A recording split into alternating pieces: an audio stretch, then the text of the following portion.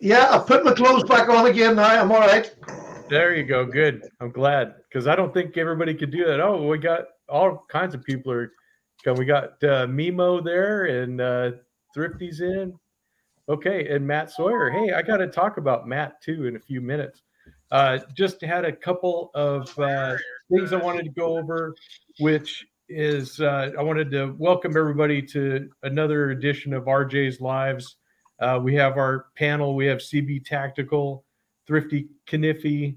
We have Stephen from Patty's Potato Peelers and Tom from Knife Delights. Hey, North Star, I see you're there.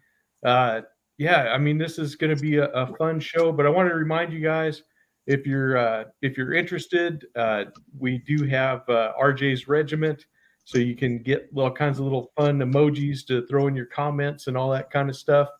Also, there's a store that's associated with the channel, so you can get RJ's knives, you know, hoodies and T-shirts and mugs and all that kind of stuff if you're interested. And always check my videos in the the comment section, or not the comment, but the description, because I do have discount codes for certain sellers and stuff of knives, so you guys can get a good deal. And speaking of selling knives, Matt Sawyer, I have to thank him because he watched one of my old videos about the old timers. And I've had a lot of people say that they can't get them in the UK. And there is a old timer dealer. It's called blades.co.uk. And I'll put that in the description box Good. also. And they sell Schrade, Imperial, Uncle Henry, and old timer knives. So you guys can go over there and get that stuff now. A lot of UK legal things from those from that maker, but definitely check that out. So thank you, Matt. Mimo, if you can throw a link up for that, that would be awesome. That's blades.co.uk, and we'll do that. And so that will hopefully get some guys, to get the knives that they've been seeing on our channels, so they can see them. Especially me and Thrifty. I know we show a lot of Uncle Henry and a lot of old timer Imperials and Schrade knives. So I think that's something that is good for everybody. That's for sure. So, anyways, CB, if you want to start with your adventures to Smoky Mountain Knife Works, we knew you were going last week. You're back. You got some stuff. Let's hear all the good stuff. So if you follow me, I made two shorts that day. The the first when I got there and the second when I left. Well, right after I made the video, I'm standing there, I'm just waiting for the doors to open, and this guy, he's about 6, 7 feet away from me, and he looks at me and he's like, "Hey," and I was like, "How you doing?" He's like, "Is that a Chavez in your pocket?" And the way he said it, it was like, "Are you happy to see me?" And I was like, "Yeah, it's a Chavez." So I pulled it out and let him look at it and everything. And we got to chit chatting. And dude was real knowledgeable about knives. He's actually there to get a Microtech SOCOM Bravo, and they had it on their website, but it wasn't in the store. Well, excuse me. This was the first time I realized that the store and the website don't kind of jive together. Uh, the store knows what the website's doing, but the website don't know what the store has. So they've got stuff in there that they didn't know. Well, so I end up going to the same counter because they have all their high end stuff there together. And so I got this Hinder Bowie Ranch. Ooh. That's nice. It's 5.5 inch blade. Is 3V. Bring him up. Yep. It's Let me get that. CPM 3V. They had three versions of it. It's black micarta, red micarta, and tan micarta. I really like this blade. I mean, the finger choil, uh, just it's beautiful. Well, come to find out, the sheath made for it is made right here in Kentucky by local Amish. And Rick Hinder, he's from Ohio, so he's just right across the river. But these sheaths for his knives were made by a local company in Kentucky. And so I go over and I look, and I've been trying to get a real Hinderer for years. And I'm just always that much late or that much less money, you know what I mean? And so I walk over to the case where they had these. And these were on the website at the time. I think they still are right now. But I went to look at those, and I looked down in the case, and there's 10 Hinderers sitting there, XM18s. And I'm like, do I buy that? Or do I buy the fixed blade? I come in for the fixed blade. So I got to talking to him, and that's item number 2 that made me realize the website and the store don't jive. So the store is always going to have stuff that the website won't have on it. That's why you need to go to Smoky Mountain Knife Works and look in the store, because it may have things there that you're looking for, bucket list type stuff that ain't on the website. But that Hinder, that fixed blade, boy, it's sweet. Well, I make my way around, excuse me. I make my way around to the, one second. You'll have to excuse him. He's fighting off weather. there. Yeah, but he'll be back Trying there. not to cough in everybody's face. We appreciate that.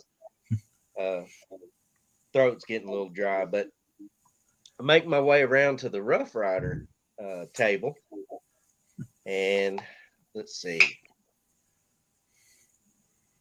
So I got me a few Rough Riders, and I like these a lot.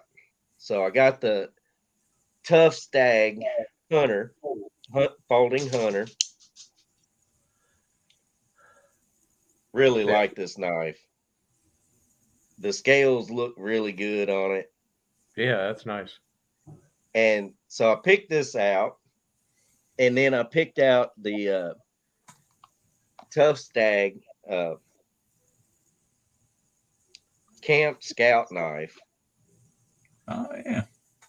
The same scales. Now, Thrifty, this is up your alley, right? This is what you like, right? Sure. Anyway, so I got this one also. I was just like, man, I just really like those scales. And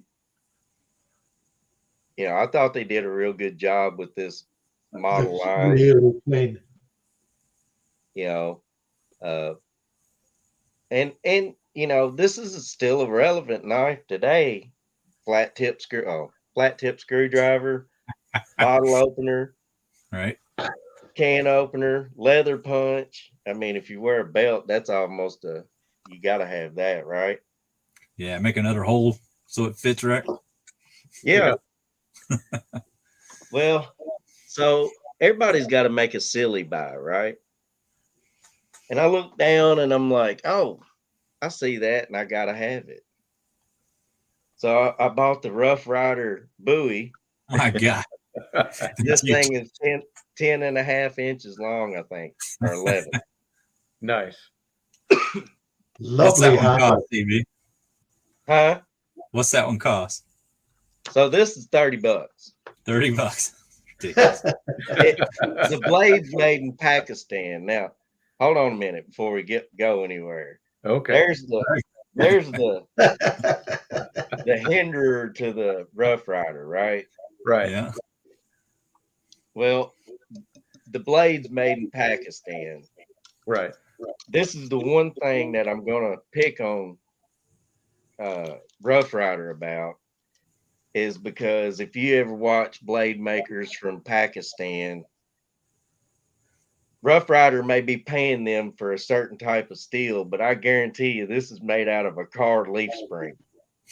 Yeah, I know. You're right. And, you know, that's their way of kind of getting cheap with it. Right. When I got it, I've never seen a blade have a burr on both sides at the same point. Yeah. Like literally both sides had a burr on it. I've worked on it since I've gotten it home. It's actually sharp now, but but this was my silly buy. I was like, Yeah, you gotta have something for fun. would I ever use this? No. But Yeah. is it cool to have? Heck yeah. Yeah. I think know, we all are guilty of having knives like that. Yeah. If you go trying to get a real Bowie made or get one that big, that's $500 knife. Oh, I ain't exactly. gonna pay that Yeah. for that. Have you seen But the I'll Timber definitely Rattler pay before, $30. Stevie? Huh? Have you seen the Timber Rattler before? Yeah. Yeah. Yeah. Okay. Yeah. I got it buried back in there. I was going to pull one out today just to show you if you can see. That one I still love calls to me Bowies. every time I'm on Amazon, John. The Timber Rattler shows up. Does it? Yes. It's always Well, I tempting. apologize. It The is. funny part about this, though, I'll probably get one.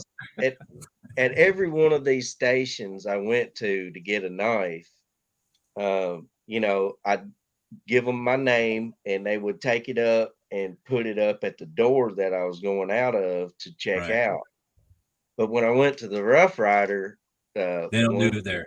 They just hand it to you. it was a little old lady. She was in her 70s.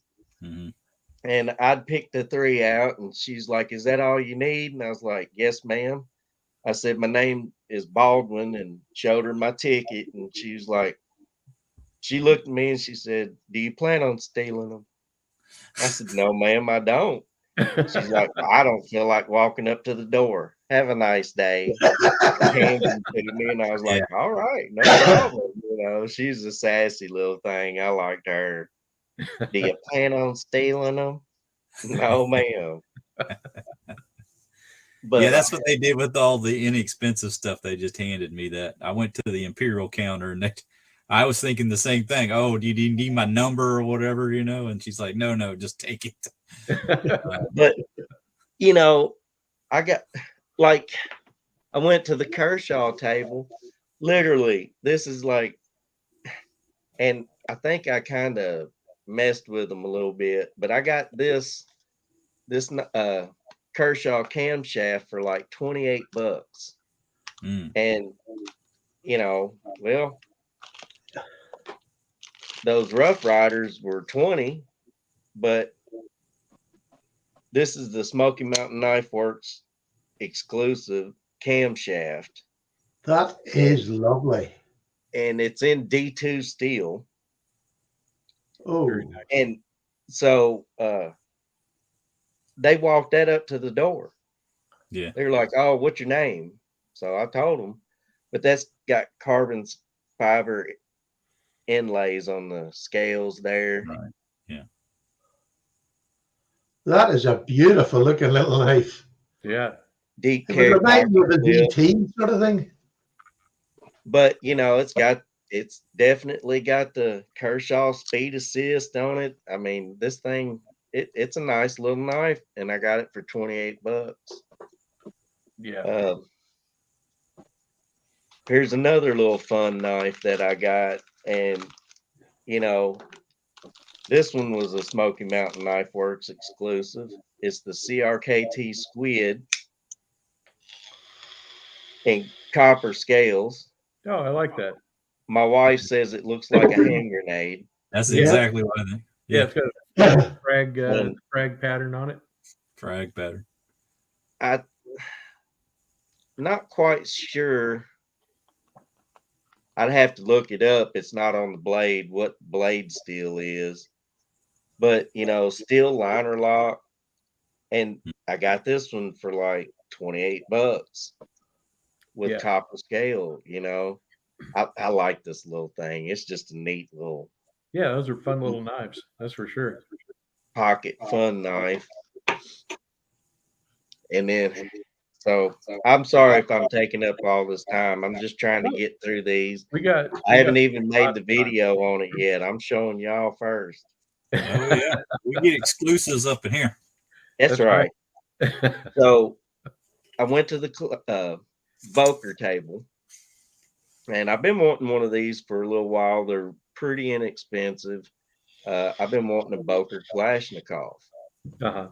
Well, I don't know if you guys appreciated Star Wars growing up, the original Star Wars, not Disney Star Wars. Right.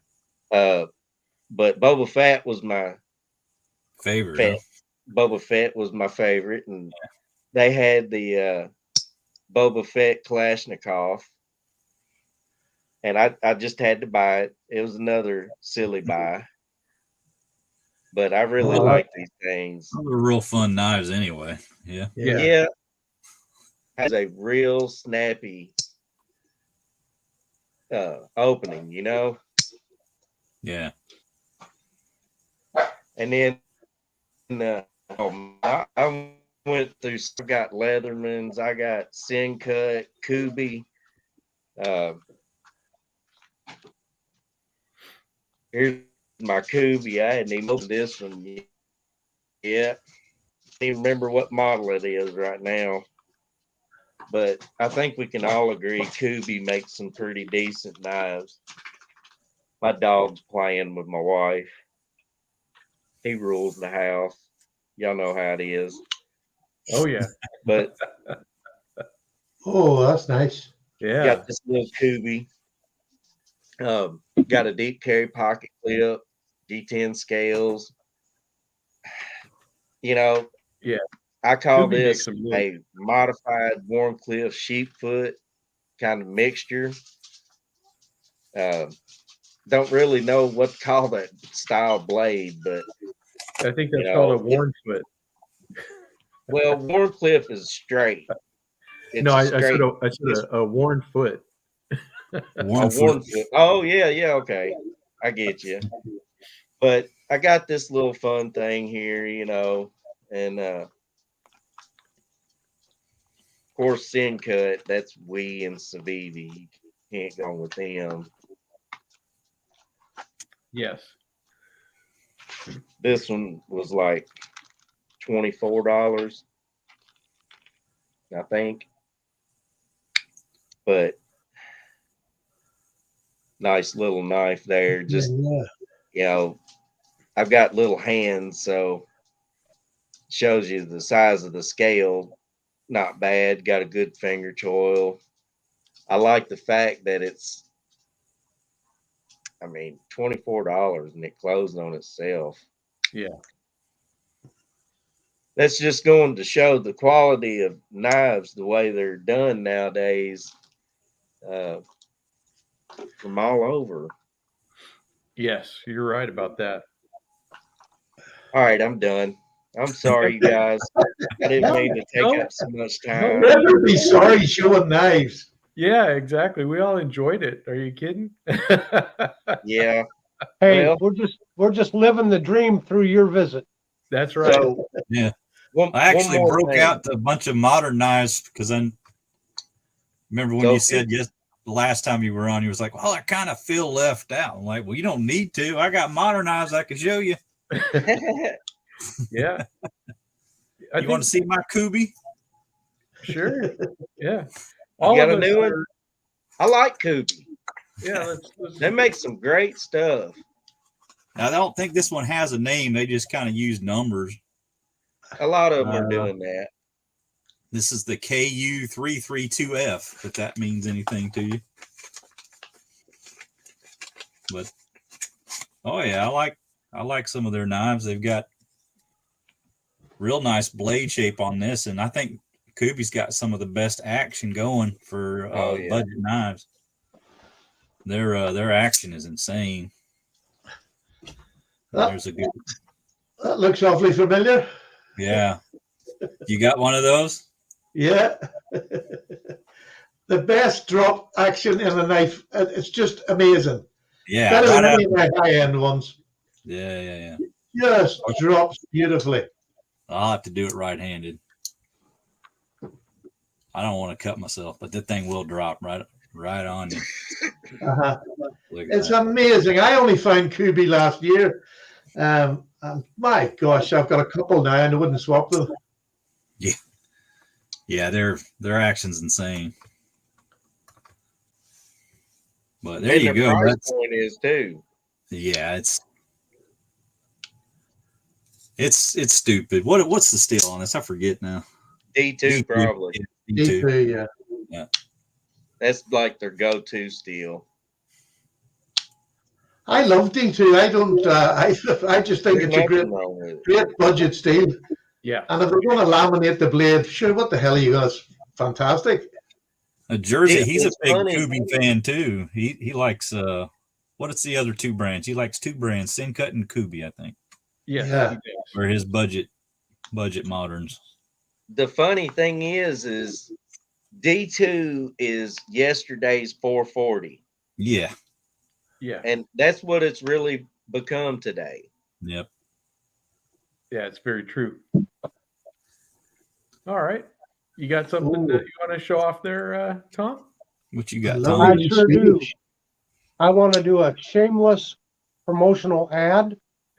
We have somebody watching here. North Star, right? Channel is North Star Knife Reviews, and he takes blank Mora blades and then puts these wonderful handles on them. That is exceptional. And this is ebony and walnut and cherry. Very nice. So as you can see, there's some wood shavings on there because I have been working on a tri-stick. So I got this little stick out of my backyard, got it out of the snow and ice last night. Just been trying to get the bark peeled off of it, get it smoothed down and shaved down. And I've been using this wonderful knife that he sent me. And so everybody, please check out North Star Knife Reviews. He does a lot of wonderful videos on these old Puko style knives. He's very knowledgeable about them. And again, he makes these handles. So just wonderful. So a shout out to North Star Knife Reviews. Absolutely. Thank you for that, Tom. North Star, if you'll send me a DM on Instagram, I'll send you a couple of more knives. Very cool. Very cool, CB. So looks like we got enough people in the chat room and stuff. I think everybody's going to kind of enjoy this special segment that I got planned today. It's kind of a surprise. But as you guys know, John from Thrifty Kniffy has been doing his slice of knife, different interviews and stuff like that. And I thought, hey, John, it's your turn in the hot seat. Are you ready? You ready for some questions? Sure. Okay. What was your first knife? My first knife was a Girl Scout knife. And I actually made a video about my first knife. It's called, the video is called The Creepy Story of My First Knife or something similar to that. Thank you. Thank you, Pete. And yes, I remember that. anyway, it was the knife was found because it was wedged underneath the trim around a door to an attic. And my dad was repainting and he was trying to work on that door, and he noticed there was like a spot that was kind of poking out. So he got underneath there and he pulled out whatever was under there, and it was that Girl Scout knife. It was like I want to say what was the brand? Like a King Cutter or a Cut Master, maybe one of those two. And yeah, so it was like a green celluloid handle and just like a little camp knife, little Girl Scout knife. So nice. That was my first knife ever. When did you start to collect knives seriously as a collector? Well, it was kind of two phases. The first phase was 2011. I bought about 9 knives, and then I kind of just played around with those for a while. And then I made a trip to Smoky Mountain Knife Works, much like CB did back in 2021, summer of 2021. And that's when I really caught the bug. And I probably bought about, I'm guessing, but probably 500 knives since then. So, Yeah, it catches up to you, that's for sure. yeah. So what made you start your YouTube channel? Well, I had the idea to do it long ago. I've talked a little bit about this before, but I was in the broadcast industry shortly before I realized that I wasn't going to make any money at it, and my wife would always be the breadwinner. So I stayed home with our newborn and became the dad, mom, like the, what do you call it? Stay-at-home dad, I guess. Stay-at-home dad, yeah. Yeah. House husband. Yeah, whatever you want to call it. It's And, you can get it. And so, I always had that little thing in the back of my head, like, well, what could have been? And so then YouTube came a thing, and so I always kind of wanted to do something with it, make, productions and such. So this is kind of just the tip of the iceberg in terms of what I would really like to do, but it does kind of feed that, scratch that itch a little bit.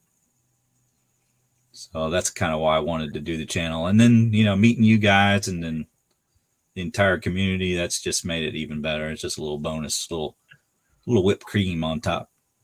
Yeah, for sure. But what is it about a sow belly Stockman that just hits all your buttons and says, that's the pattern for me?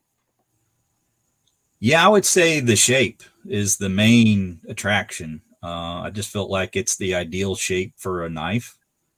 Fits in your hand. I've always kind of been at odds with the sway back. I always thought that was the opposite way a knife should bend. And the sow belly has always kind of been that little bit of a slight forward bend in your palm, Right. It's very comfortable to use. And for a multi-blade knife, it's probably one of the few that I feel like you can really get a good grip on and not have hot spots. So yeah, I've just been really into the sow belly. Now, as I've been introduced to other patterns, I wouldn't say I favor it as much as other patterns as I used to. Like, I really love a Barlow too, but right. Initially that was kind of my first attraction. In fact, one of the first knives when I went to Smoky Mountain Knife Works, when I bought, was the white smooth bone sow belly. That was like CB was saying, they just kind of hand it to you over the counter. And I got to really look at it and play with it and really fell in love with it right away. And I think one of the other knives I bought that day was a Case Copperhead. So big fan of the Copperhead too. Yeah, those are great knives. That's for sure. Okay, so if we could magically send you to Smoky Mountain Knife Work or the Knife Emporium of your choice, and you had no price limit, we're gonna cover the check. Oh, for God. whatever it is. What's your expensive grail? Yeah, I think it would probably be like a really older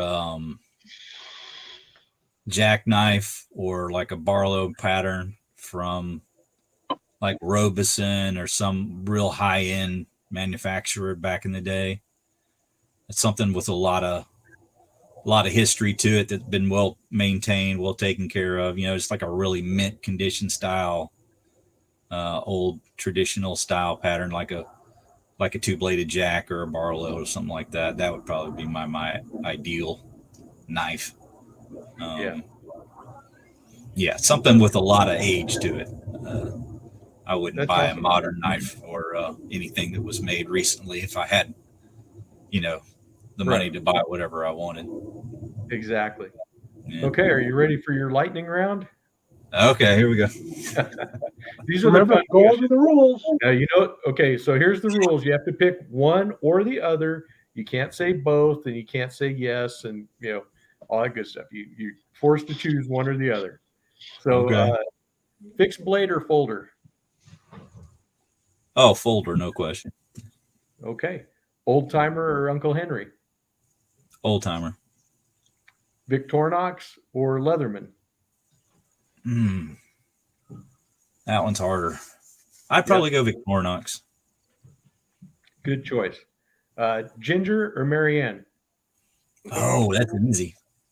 Ginger, all day and every day. Okay. Rough Rider or Frost? A Rough Rider, yeah. And Buck or Case? Oh, you bastard.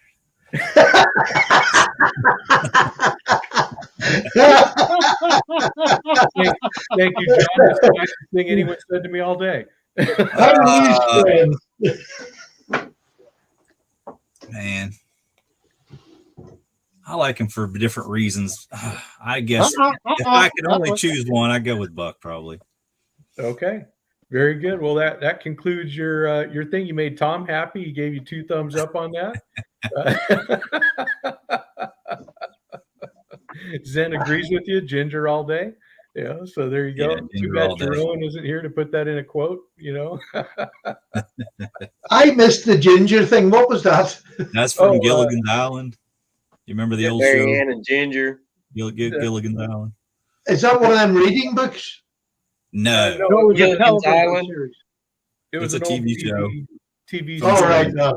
from Yeah, the it was back 60s. in the 70s, Yeah. 70s, 80s, right? Yeah. Oh, I'm too young for that. No, you're not. Drive back and hear a tale of a fateful trip. Yeah. Yep. Definitely. You a were show. too busy visiting bars back in those days, probably. Absolutely. And Byron says he's going Marianne twice on Sunday. There you go. Are you? All right. You like the redhead, huh? Well, see, Ginger was the actress, so you'd Ginger have was to pay her. The redhead. Yeah. You'd have to pamper her. Marianne, she was from a farm. She'd go out there and work. Yeah. That's She all right. knew how to cook. You know what I mean? Got to feed me. Hey, I'm the stay-at-home dad. I know how to cook. That's right. And a special hello to JB from Big Red EDC. He's here. So thank Hello, you Big Red. for visiting, JB. So Patty, what's going on across the shuck? I know you did your giveaway. Yeah, You had I forgot about that. I forgot all about it till you said it there. And then I thought, that's what I want to talk about. For all the time, 6 years I've been doing this, and to give away to somebody in Northern Ireland who I could actually meet up and give a giveaway. Well, he came to my house, was amazing. It was such a privilege. And the fella I gave it to is one of the nicest, gentlest men you'll ever meet. He's not been well physically. He had to retire from his job there. So he's had a rough year. And it was a real blessing to be able to give him something. And to see that smile on his face, it was just immense. Yeah. He's a very shy man. He didn't want to come on and speak or anything, but he let me take a picture anyway. That's good. So that was great. That is great. Yeah, it's such a great prize too. That Jack Wolf knife was such a lovely knife. Beautiful knife. Yeah, really was. It really was. And then you started your new series, your 3 for Yeah. Thursday, which I Do you think know, funny enough, I've just picked the 3 out for this Thursday tonight before this started. And one of them will meet Thrifties. here, let me bring you. It's a Tony Bowes case. Well, not a Tony Bowes, but was one of his exclusive, the exclusive, and it's a Sow-Billy case. An absolutely beautiful knife. Yes, that is. Just lovely.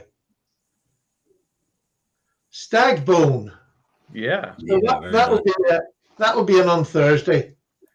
very good. I look And what I'm forward to that. trying to do is have one at a more expensive price, a middle price, and a low price, just to let people see it doesn't matter what you buy. There's really good options out there at any price range. There's no excuse for anybody not to be a knife collector. Exactly. And You you know. can really nice looking knives and well performing knives at the low end, Yeah. like the high end. I'm And I actually think that's what I'm trying to do with this wee series is connect everybody into it that, you know, you'll never know till you try them. that's right. But Absolutely. CB Tactical was talking about getting that beautiful Hinderer. Hinderer is one of the, I just love Hinderers, but over here in Northern Ireland, the locking ones are just not there. So this is my one. This is my Hinderer Slippy. And I can honestly say this is one of the nicest knives you could ever put in your hands. It's got that movable thumb stud. You can slide it up and down. It opens one-handed. Just a gorgeous knife. And this is in 20 CV. And it's just, oh, I love everything about it. Yeah. Probably one of the most well thought out knife in history. I can hold it back here and close it on my fingers. It doesn't touch them. You know, Yeah. I can. There's a sneak up. You go up there, and it obviously is not going to bend. It is the safest slip joint ever. And Why there's any difference between this and a locking knife, I'll never know. his scales for his knives are just the most comfortable Oh, ever. Like they're ergonomically, they're just perfect to me. I mean, and Yeah. I love them. I look for them all the time, and I'm telling you, when I was at Smoky Mountain and I seen the folders and this sitting there together, I was just like, do I really make the wife mad or what? You know, I had to bite my tongue. I mean, really, it was hard. So my Yeah. plan is I got to go back. I'm going back in April, and if they're in that case, if they are there, I'm getting. Would you go for the big 24 or would you be more of an 18? I like the 18. Yeah, I do. I think it's beautiful. I think it's the perfect size, 3.5-inch blade. Yeah. I just, you know, me, that's perfect. Yeah. Very Hey, JR or RJ, sorry, JR. I don't know where that came from. That's like, where is he? Who's that guy? Can I give a plug? Absolutely. Absolutely. Here, let Just me bring you. a new custom knife maker that I just discovered within the last day or so. I'll see if I can get his web address here. Yeah, it's Ed Cramp KRAMP Custom Knives. Ed Cramp CustomKnives.com.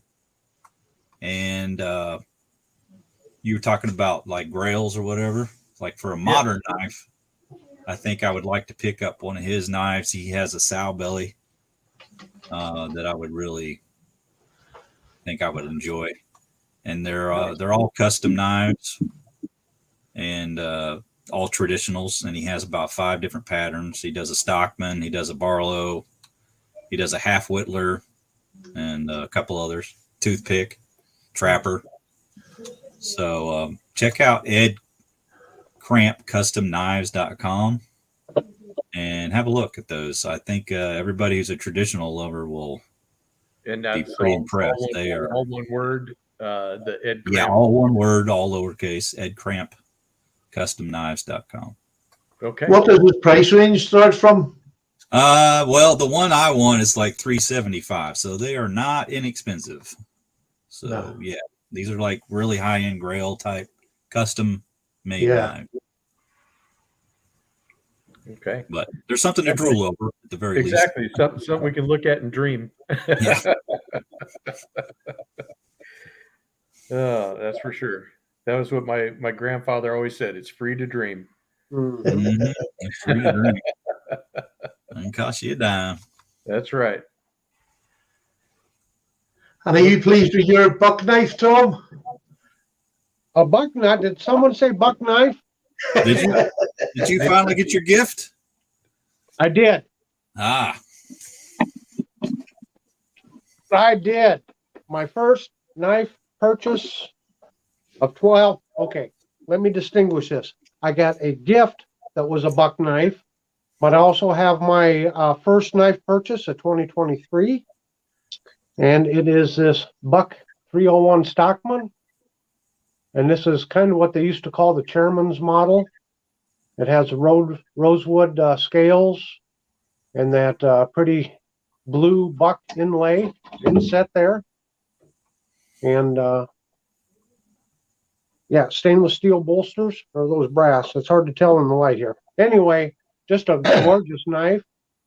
I've had a, the traditional 301 buck here in the black saw cut Velox, but I kind of wanted to get this to help round out my 301 or 300 series buck knife. So this was my first purchase of the year.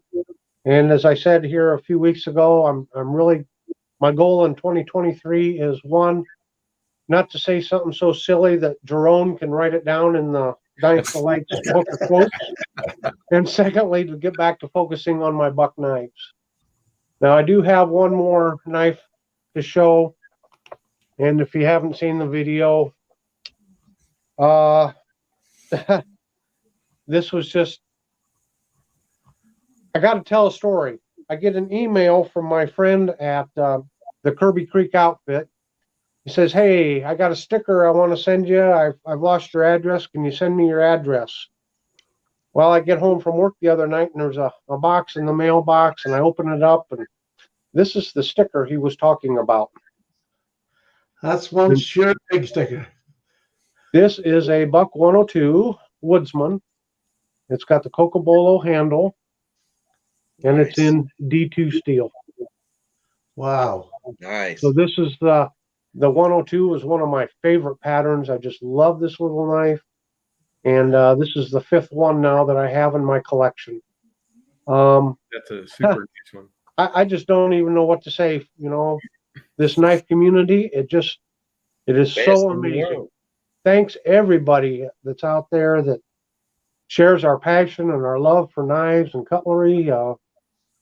It just makes, the work of doing the channel, well, actually doing videos isn't work. It's a labor of love, but you put a lot of work in your channel, and then someone's appreciative and sends you something like this. And I can't say thank you enough. There's another one you need to go subscribe to, the Kirby Creek Outfit. He is very handy with his knives. He doesn't talk in his videos. He has beautiful music playing in the background. He's part of a challenge group. Every month they have a challenge. They have to go out. First off, they have to pick a particular knife that they're going to use all year. And then once a month, they're issued a challenge to go out and fashion something out of wood with that knife. And his knife skills they're just fantastic. His videos are a pleasure to watch. So Mimo, if you haven't done so already, I'd ask, could you please put the Kirby Creek Outfit, his name in there, and everyone, Yes, please go visit. That's nice. Beautiful knife. I love the knife community. They're awesome. Everybody's awesome in the knife community. Very true. Very true. Yeah. In fact, I have my 102. That's the standard model. But I love this knife too. I see why it's one of your favorites, Tom, for sure. Isn't that clip point just fantastic? It is. It's just an absolutely fantastic feeling knife. It's fantastic handle. The grip is fine. I would say that this, to me, is probably the king of the bird and trout knives, for sure. Isn't part of the beauty the simplicity of it? Absolutely. It's just a fantastic design. It's just perfect. There's nothing on here that's not needed, and there's no extra to it. It's just a plain good working knife. Just fantastic, and it rides so easily. It is just such a I don't even know. It's just so comfortable to wear. It's really cool. But then to take us back to the modern realm, I do have something from Apex. I don't know if you guys have ever seen this. This is that Winter Company. Yeah. Oh, yeah. Winter blades. Yeah. So this one is a nice little pocket dropper too, and it's got a drop shut action. You got to make sure your fingers are out of the way for that one too. But yeah, it's got that, and then it's got this little button on the back, but you have to have your hand just right to push that button down. I And that's- love that ting. Yeah, that's exactly. It sings every time you open it. Just I always think if they could move that button up a bit further, it would be Yes. just amazing. I agree, but I guess because your pivot is here, and then you got some spacers and stuff. But yes, because you do have to hold it quite a bit back to get that. But kind of a fun knife in a preview of an upcoming knife. But That'll be on. It's all Sorry? magnets in it.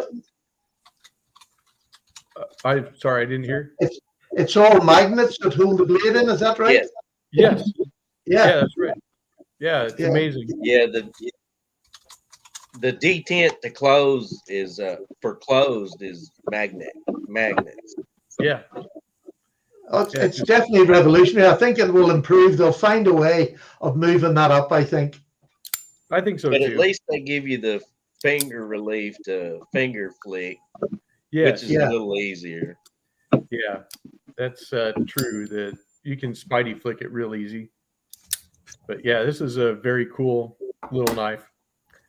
What do you got there, Tom?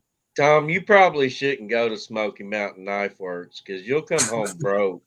The buck table there, listen, the buck table, they've got stuff that I guarantee you've never seen. You be walking out I broke. know. They I'd got some end up nice in debtor's prison. They got some nice stuff in their booths. Do they, Yeah. do they have a place where you can just sign your paycheck over to them, CB? Right? Is that Roastcraft? This is a First Tactical. First Tactical Viper, I think is what it was. This is from Canada. This is a knife that Stuart Harvey sent me, and it's built for first responders. I did a review on this a few months back. What's interesting about this knife and what makes it such a great knife for first responders is right up here, you see that bridge right there? So even if you've got gloves on or your hands are all, I hate to say it, but sometimes you get blood and everything else on, slick, or it's cold out, you got gloves on, that extra little bridge there, boy, you can catch that, and it just makes it so easy to open that. So just a nice little first responders type knife. I like that. Yeah, it's really a very nice knife. Now, I don't have a lot of moderns, but I do have some. And this was courtesy of Stuart Harvey. I haven't seen anything quite like that. It's almost like a thumb stud that's flat, It is. Let me see if it, Yeah, it's jumping pretty on the wide. top, but if you look at it that way, you can see where it's built up there. Yeah, that's smart. So again, and that was part of my review on this, is because a lot of times you have, what am I trying to say? Gloves on, the medical type gloves. If you're dealing with somebody that's, you're in an accident scene, you can get blood all over those gloves. Blood is extremely slippery. Yeah. So if you're trying to reach down into your pocket, like cargo pocket on cargo pants to pull a knife out to cut a seatbelt or something, things are so slippery. And that's what makes that so nice, is you can get right up underneath that and catch it and open it. Or if it's in the middle of the winter and it's extremely cold out and you got heavy gloves on because of the cold, again, there's plenty there to grab a hold of with your thumb to get it opened up. So, yeah. Very nice little knife. Yep, Jarrell gave you a warning there, Tom. What's that? He says you got to watch that Irishman over there. I don't know. He's kind of unfriendly towards me. I don't know. But his last video, it sent me over the moon. Go ahead, John. So I know RJ knows the story, but for the rest of you fellas, I've been trying to get every one of the Rough Rider sow bellies, and they made 46 of them that were unique in terms of their handle material. Now they kind of duplicated some of that, so it gets a little fuzzy because some of them had like, for one example, there's a Trump knife that's the white smooth bone. Okay, so they just put the same model number, but it's a little different, right? But in terms of just like standard material and different patterns, there's 46 of them. And I just found my 43rd one. So I only have 3 left to go. And this is The rifle. the rifleman. That's beautiful. I love. They're beautiful. That's nice. So you've got the gun stock bone there, the gun stock checked bone, and then that little, the rifle shield Right. on it. Heck yeah. So pretty nice. I like And that. actually got a lot of these because the only way I could get the knife was to buy the lot. So I have, I think, a total of 5 different patterns, and I'll be showing those over the course of the next couple of weeks on my channel. So pretty happy to have gotten that one. That was one I looked for over a year. Yeah. So super stoked to have gotten that one, and now I only have 3 left to get. So if I can find those, I'll have completed it. Yeah. Have you already picked out your next lot of knives you're going to collect? I'm sorry, Patty, I didn't understand the question. Have you picked out the next set that you're going to collect? Not really. I've kind of And you just call been yourself a knife man? that kind of been at the mercy.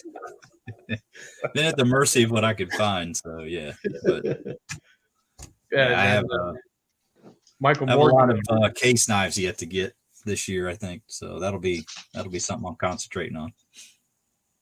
Yeah, Michael wanted to know if you had the green micarta Sal Belly, TK. Green micarta salad. Yeah, I have that one. Okay. Yeah.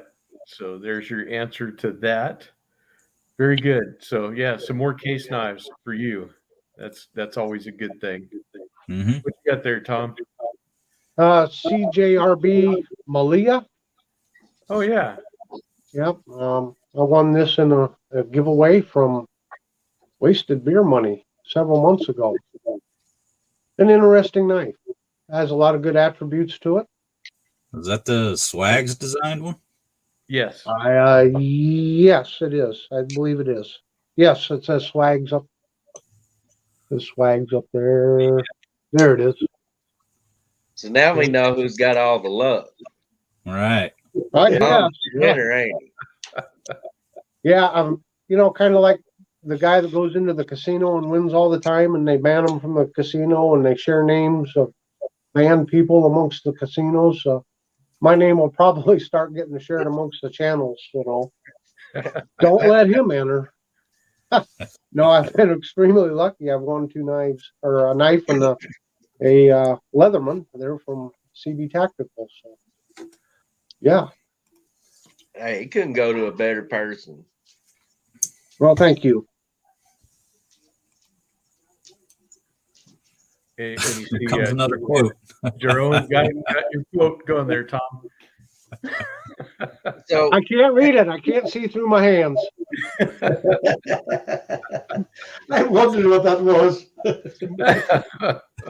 So y'all seen Blue Creek Knives nerd box, have you?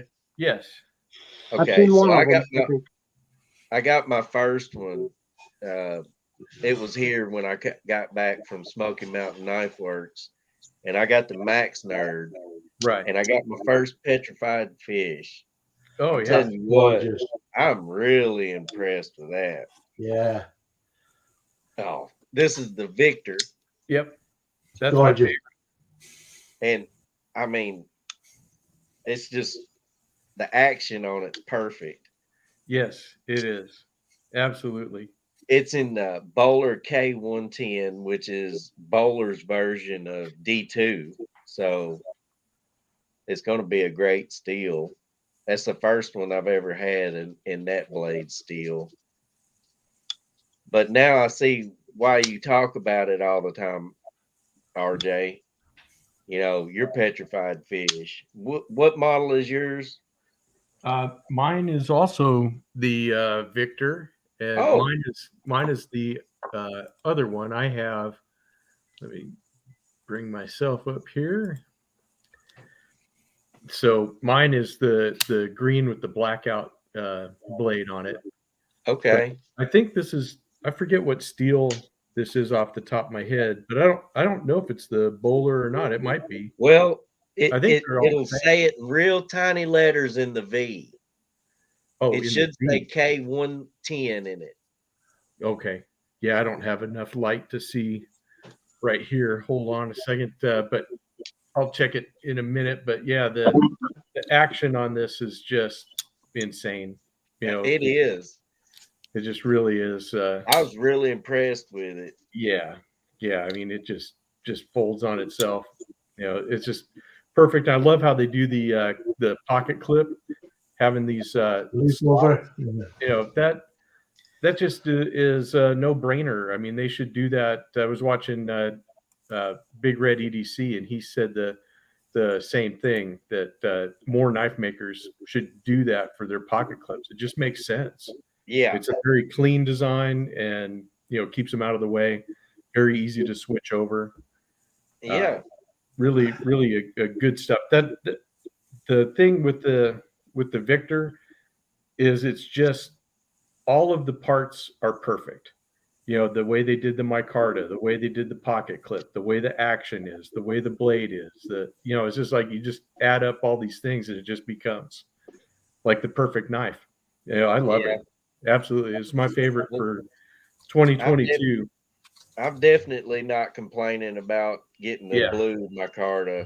I'm not much on colored scales, but I like this one. Yes. Now, I got the Max Nerd box, and the premium knife for this month is the Devo Knives. Mash. Thank you. Man, this is a beautiful knife. It's in 14C 28N. It's drop shutty. Now, I had an issue with the wire pocket clip. I'm like, why do you have full titanium scales and you've got this kind of cheap wire pocket clip? I actually talked to Brian last night by accident. I sent a message on Instagram saying, I liked your box. I think you're doing great. This is my first one. So I'd like to see what you got planned for the future. Well, he answered me back instantly, and this is like 11 o'clock last night. And I was like, is this Brian? And he said, yeah. I said, I apologize. You're a busy person. He's like, no big deal. He said, the reason why it's got the wire pocket clip is because it kept the cost down for him to be able to get these knives. And I was like, I can handle that. But I really like this little knife. It's just smooth as can be. I'm impressed with Devo knives. They're not real big. If you go to their website, everything's sold out, like everything. Yeah. But it's just nice little knife. Yeah, that was a special for Blue Creek Knives, and I think it lasted about 7 minutes and it was sold out. Yeah, that stuff went out very fast. I think he said 3. Right. And yes, I did check my my knife there. It is made of the K110 steel. It just was one of those things that was so small, and you know how it is when you get old. These old eyes, you need a magnifying glass when they write it that little. Oh, that's tiny, but Bowler makes some of the best steel in the world. Absolutely. And I think these run for what, $45, something like that. 40, yeah, something like that. And you're not going to get better than that. No. I mean, that's just insane. 10 years ago, that would have been a high-end knife. Oh yeah. Oh, absolutely. Sure. It'd been $150 plus. Yes. Marbles in a pouch. Yeah, let's see what that's all about. Yeah.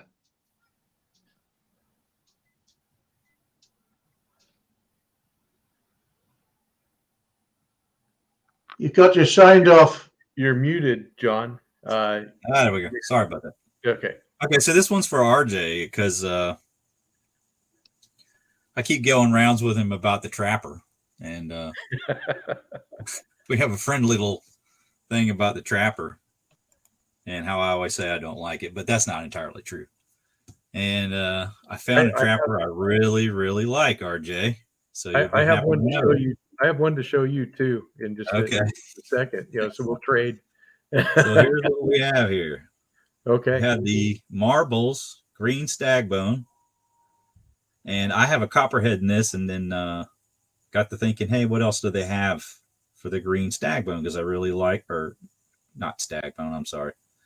Or is it? Yeah, it is green stagbone. Yeah, it is. Yeah, it's fake, but it's just jig bone, but it's meant to look like stag. Anyway, you have the same one, don't you, Stephen? That copperhead, right? Yeah, it's not there yet, but it's the brown bone I've got. Oh no, it's not. No, that's right. It is. You're right. It is the. Where the heck have I got that? Copperhead. Okay, so anyway, this particular trapper I like a lot because it doesn't have that hideous looking spay blade on it. So I found a beautiful spay blade. Look at this guy. I think that's really attractive blade. And so I've been turned. So we've got this nice spay blade on there that I really like the shape of. And of course, you still get the nice Skinner blade that you got to have on a trapper. Beautiful little Skinner blade on there. Yep. Hey, Bluminati Ninja, member of the regiment. It's okay. You don't have to worry about getting extra duty for falling asleep, so you're good. So anyway, I just wanted to make sure you got to see that, and I'll be doing a review of this one eventually. But I really like the action on the blades and that shape of that spay blade. So there you go. And it comes with that nice little pouch there that I was trying to talk about before when I was muted. But yeah. Well, that's nice. There you go, RJ. Thought you'd like that one. Yeah, I do. I know you've seen this one before, John, but I'll go ahead and show it to you again. But I figured this would be the only trapper I have that you like. And the sow belly? The sow belly trapper, yeah. But really, really super nice blade shape there. That's a really cool clip point there. I like that. Exactly. That was one of the reasons I got this one for sure. And then even the spay is not quite so ugly. I mean, you can see there it's a good peanut butter knife. If you say so. But it feels so good in hand. Yeah, it does, doesn't it? You gotta use it. You got that sow belly shape. It does. Well, that's okay. I think that this is one disagreement that I enjoy a lot. So. Yeah, that's right. That's how I feel about it. Me too. Did you? Yeah, I find that marvels. You're right. It was in the green bone. Yeah. Yeah. Copperhead. Beautiful knife. Beautiful knife. I have to say, I do like this. This is one of them knives. You get knives. I know it's not going to leave my collection, but for no other reason than it's just a nice knife. Yeah. I maybe don't carry it a lot, but I like looking at it and giving it a wee fondle. Yeah, the color of it, you really have to see it in person to really, to really appreciate the color of it. It was for peanuts. It really was just for buttons. Yeah. Mm-hmm. Does anybody want to see the new Jack Wolf knife for the first month of Jack? Sorry, go ahead, Tom. Yeah. No, Go ahead, Tom. I'm not ready yet anyway. You go ahead. Okay. Well, I wanted to jump in here with this one. Thanks, John, for switching from modern to traditionals, because I can't go very long on that modern knife frame. I showed two of them, and I'm just about at the end. So I apologize, Tom. No, don't. I'm just joking here. So this is a cattle knife. This is an old colonial cattle knife. So a cattle knife is pretty much the same as a Stockman, only it's equal-ended. cigar shaped, if you will. Got this nice bow tie shield to it. When I got this in an antique store for, I think, $4. And the problem was that on the end, you can still see it, it's spread apart there just a little bit. But the main clip point blade, I mean, you could just shake it and wobble it back and forth. So what I did is I took the covers off, and I found out, of course, these are shell covers, so you don't see the main pin that goes through the back spring because the covers cover it. That pin was missing, so I repinned it and put the knife back together. I did a video on it. I haven't uploaded it yet, but it's just kind of step one on learning how to repin knives. So it's somewhat of a limited success. I did have it so it would snap back, and I don't know what happened. And then all of a sudden it stopped, but it was totally unusable in the condition I got it. And at least now it's usable and kind of rescued an old colonial cattle knife here. So I'll get that video uploaded here one of these days. A nice looking knife. Yeah, that's nice. Well, here's from the old to the absolutely brand new. Oh, from the old to the absolutely brand new is the new Jack Wolf knives. This is it's a bullet end Jack. Absolutely lovely. That micarta they have on it is just delicious. Jungleware micarta. Yes. The noise of opening these knives are beautiful. But just look at the symmetry with that blade and at the back end here. It is just stunning. Yes. Look at that.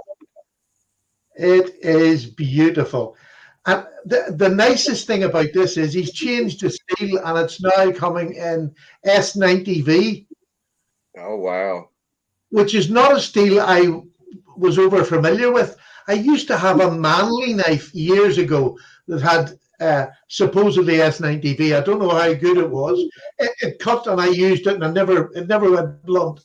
But the difference now having this one, what a toothy edge it takes. It is absolutely sticky sharp. It really is beautiful and a real upgrade. And he hasn't put the prices up of the knives, which is really nice, you know. Yeah. He's kept the price the same. But again, this is one of my top three. Now I've kicked another one out of the top three. And it seems to happen every month. It's just I'm getting tired of saying these knives are beautiful, but this is just so nice. Yeah. It is. Jack Wolf, he really does a great modernization of a slip joint. Oh, Stephen, without a doubt. Stephen, of all the Jack Wolf knives that send me over the moon, that has got to be my favorite. I absolutely love that knife. I love that blade. What do you want to say? Exaggerated spear point on it or whatever. Yeah. It almost reminds you of like a cotton sampler, right?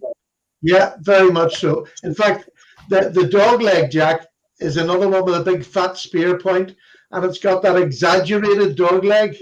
Yeah. It looks so uncomfortable, but yet this is one of the most comfortable knives I've ever held. It is so comfortable. And I just love the cover of those, or the color and that cover material. Those covers are just Beautiful. that green. He did a really good job on that knife. He really did.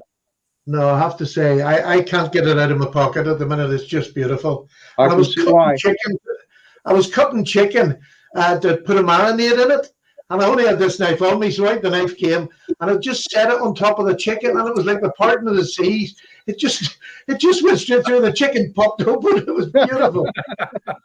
How can you get excited about cutting a piece of chicken that's dead? But have you given it the true test? And that is, can you peel a potato with it? do you know? I think I might do a video for you, Tom, on me peeling a potato. Look like tomorrow. But that's if I remember right, that's the Jack Wolf that had the problem with the box and everything that was so ugly in shipping. Yes. Yeah. I'll be glad if it's that disappointing, just send it my way. I'll Oh, I think I Ben can- got on to me later on. He was sitting waiting to find out what was wrong with it. You shouldn't mess with Ben so much. But yeah, here's another trapper that I think that John might like. Actually, I was reminded. El Phoenix just talked about this one. This is the tailgate trapper from. Oh Rough- yeah, right. Yeah. So instead of That's the cap lifter. instead of the ugly spay blade, there you go. You'll like that. Yes, much improved. Yeah. Oh, that's just horrible, John. You're hurting my feelings. Here's what I'll do. Here's a trapper you will like, RJ, without a doubt. Okay, let's take a look at this one here. I think John might just fall for this one. Look at this one. Oh, there you go. No, This this is looks an high end here, Stephen. This is a beautiful knife. Shatton Morgan, Shatton single Morgan. bladed, Ooh. single bladed Ah, trapper. Yes. I like single bladed trappers too. That Well, is that's Now that's more in line with like a Grail there for me, Stephen. yeah. that is such a beautiful knife. Honestly, really nice. And the That is wood just makes it. The wood is so nice. Yes. I don't even know what sort of wood it is. Is that a walnut, maybe? I don't think so, but I could be wrong. I can't place it. And I haven't had anybody give me a definite yet. Hmm. But I need to go and sort of look up their website probably. But beautiful wood. Maybe one of our viewers would know what sort of wood that is just by looking at it. Maybe Pete would, because Pete he has a lot of Shatton Morgan knives. Yeah. Do you recognize that, Pete? Do you know what wood they used? Hey, KJ is here. Nice. He's we've been going on a while, so be sure to, for anybody that's joined us late, you might want to watch this one in the playback because we did a little interview with John. We go over CB Tactical's trip to Smoky Mountain Knife Works, and then the rest of it's just a mess. But all I can tell you is Yeah, cheers. And then there was Tom in there somewhere. well, Tom was we were talking about bucks, but remember if you ever feel like that you're not getting your money's worth out of this show, just remember we do it for free. So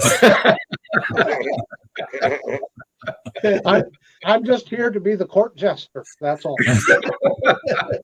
somebody has to be. That's right. So if anybody has any complaints, I hope you got your money's worth. Tom, I still haven't said anything bad about you. You haven't. No. No. not yet. Was that- It's was that it's a New Year's early- resolution? still early yet in the day. Oh heavens, no! It only lasts a day. But here, let's do this for Tom because and for everybody else. If you didn't see my video earlier this week, here's the Buck Ranger, the 50th. That's lovely. The finger Yeah. grooves. Just an absolutely killer knife. I love this thing. It just Buck just does these knives so well. The 112 Ranger is turned 50 in 2022, and I was glad I could get a version of it before they were all gone. So I know that they're slowly but surely going away. That's really great, RJ. Like I said, I did order one of the 50th anniversary, and I was so excited. As a matter of fact, I ordered it right from the Buck website, even though I knew they'd be shipping them out to other distributors. I was not taking a chance of them getting sold out, and I got so excited, and I ordered it and paid for it and everything, and it showed up, and I'm admiring it and this and that. Well, I have another 112 that has the finger grooves to it, and I was like, why didn't I order this one with the finger grooves? Because it is so comfortable. But It is. no, it's a beautiful knife. Thanks for sharing that, RJ. And I Oh, know TK, he's got a beautiful 110 out there too. So Yeah. 1 minute knife review said you are all absolutely worth every penny. That's right. But yeah, the Since we finger do it groove for models. free.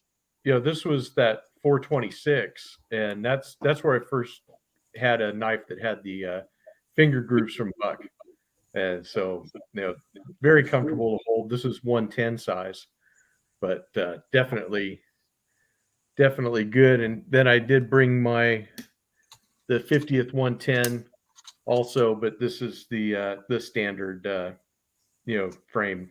No finger grooves on this one. I don't know. Did they offer this with finger grooves, Tom? Do you remember? I think they do have versions of it. Yes, I believe Okay. so. Because when I saw it, when it was first, what was this in 2014? I wasn't even really collecting at that point. I just kind of saw it was the 50th anniversary, and I had just turned 50 myself, and I told my wife, "Hey, I want to get this, because this is a cool deal." I mean, I do have a 100th anniversary.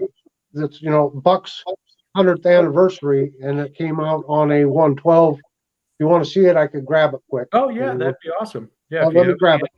Okay. Yeah, that'd be I cool. got a Buck 110 this year, and it was the first Buck 110 I'd had. Because everybody keeps saying you must have one, but I have to say it didn't even last a year. It's a lovely knife, and the history of it is fantastic, but it's not one that I would probably ever carry, I'll have to say. So I think this year I'm going to get the 112 Mhm. because I think it's something I would carry more. Yeah, the 112 was actually my first Buck knife that I bought. Or actually was bought for me by my parents. I asked them, and they got that for me. But the 112, I think, was always the one that was easier to carry. But the 110 was just it was first. Yeah. So let's see what Beautiful pen. Yeah. So this was their 100th anniversary of Buck Knives in 2002. So that was the collector's tin for it. And then there's the knife. Oh, very Oh, nice. beautiful. Real nice hat pin for it. Yes. So Beautiful. it is a gorgeous knife. What was the blade steel on that one? Was it upgraded? No, this is just their standard 420 HC. Yeah. Because they do upgrade the 12, don't they?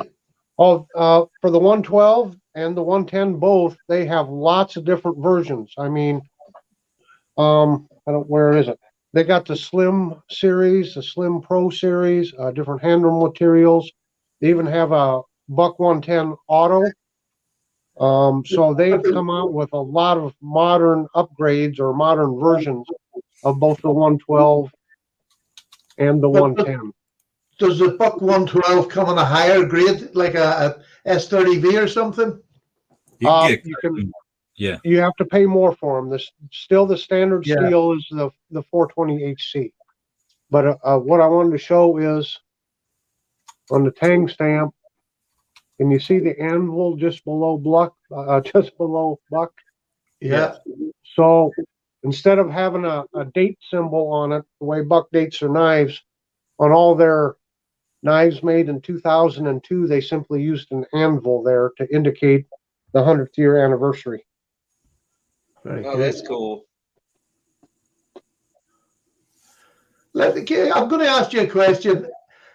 Do you think it's worth paying the extra for an S30 fee, or is the 420 HC with the Boss heat treat good enough for most jobs you're ever going to do? For me, the 420 is a fine steel, and Buck with the Paul Boss heat treatment to it, I think Buck does probably one of the best jobs of getting everything they can out of the 420. Uh-huh. You have your pros and your cons. If you're out in the field for an extended period of time, yes, the upgraded steel, your blade will stay sharper if you're using it a lot. But if it does get dull, now you have a hard time really trying to get it sharpened again. Right. Where with your 420, yes, it'll dull quicker, but if you need to get it sharpened out in the field, you can do it. So, it's that trade-off. But I think, look, I mean, as you know, I go back to the grandpa knives. Yeah. Men survived settled the West with nothing more than a simple pocket knife with cheap carbon steel to them, Yeah. and they settled the West with them. So, do you have to have the upgraded steel? No. Is it nice? I mean, do we want advanced technology in that? Absolutely. But I don't think it's necessary. And if you have a particular use for a particular knife and you think that steel is worth it because of what you're doing with that knife, then by all means, spend the money and get the upgraded steel. But at the same time, I just caution everyone, let's not get too caught up in the steel game. Yeah, that makes perfect sense to me. That's for sure. Most of the bucks that are in the their custom offerings, you can choose the higher grade steel or Mhm. not, so is a higher grade steel in the future? I hope so. Yeah. But Well, we always want things to improve. yes. So, and again, I'm not against anyone that wants to. Now, in the Buck 102s, because I like the 102 knife so much, I've got a couple of them with the upgraded steel simply for collectability purposes, because it's a different version of the same model. But it's individual choice. I would never criticize anyone for whatever they buy. It's their money, they earned it. Buy what you want, and if you're happy with it, then 2 thumbs up.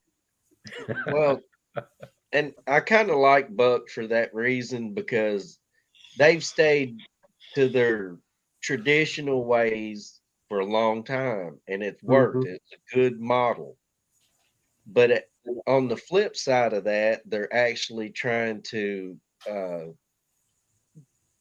gain in the times, trying to grow a little bit with the people and their mindset over steels. But at the same time, they're keeping the traditional look and, Well, that people CJ, always liked. I saw an interview with CJ Buck, which is 4th generation now. He has a son, so I think it's gone on to the 5th generation, or will be one of these days, which is another thing I like about Buck. I mean, it is still a family-owned business.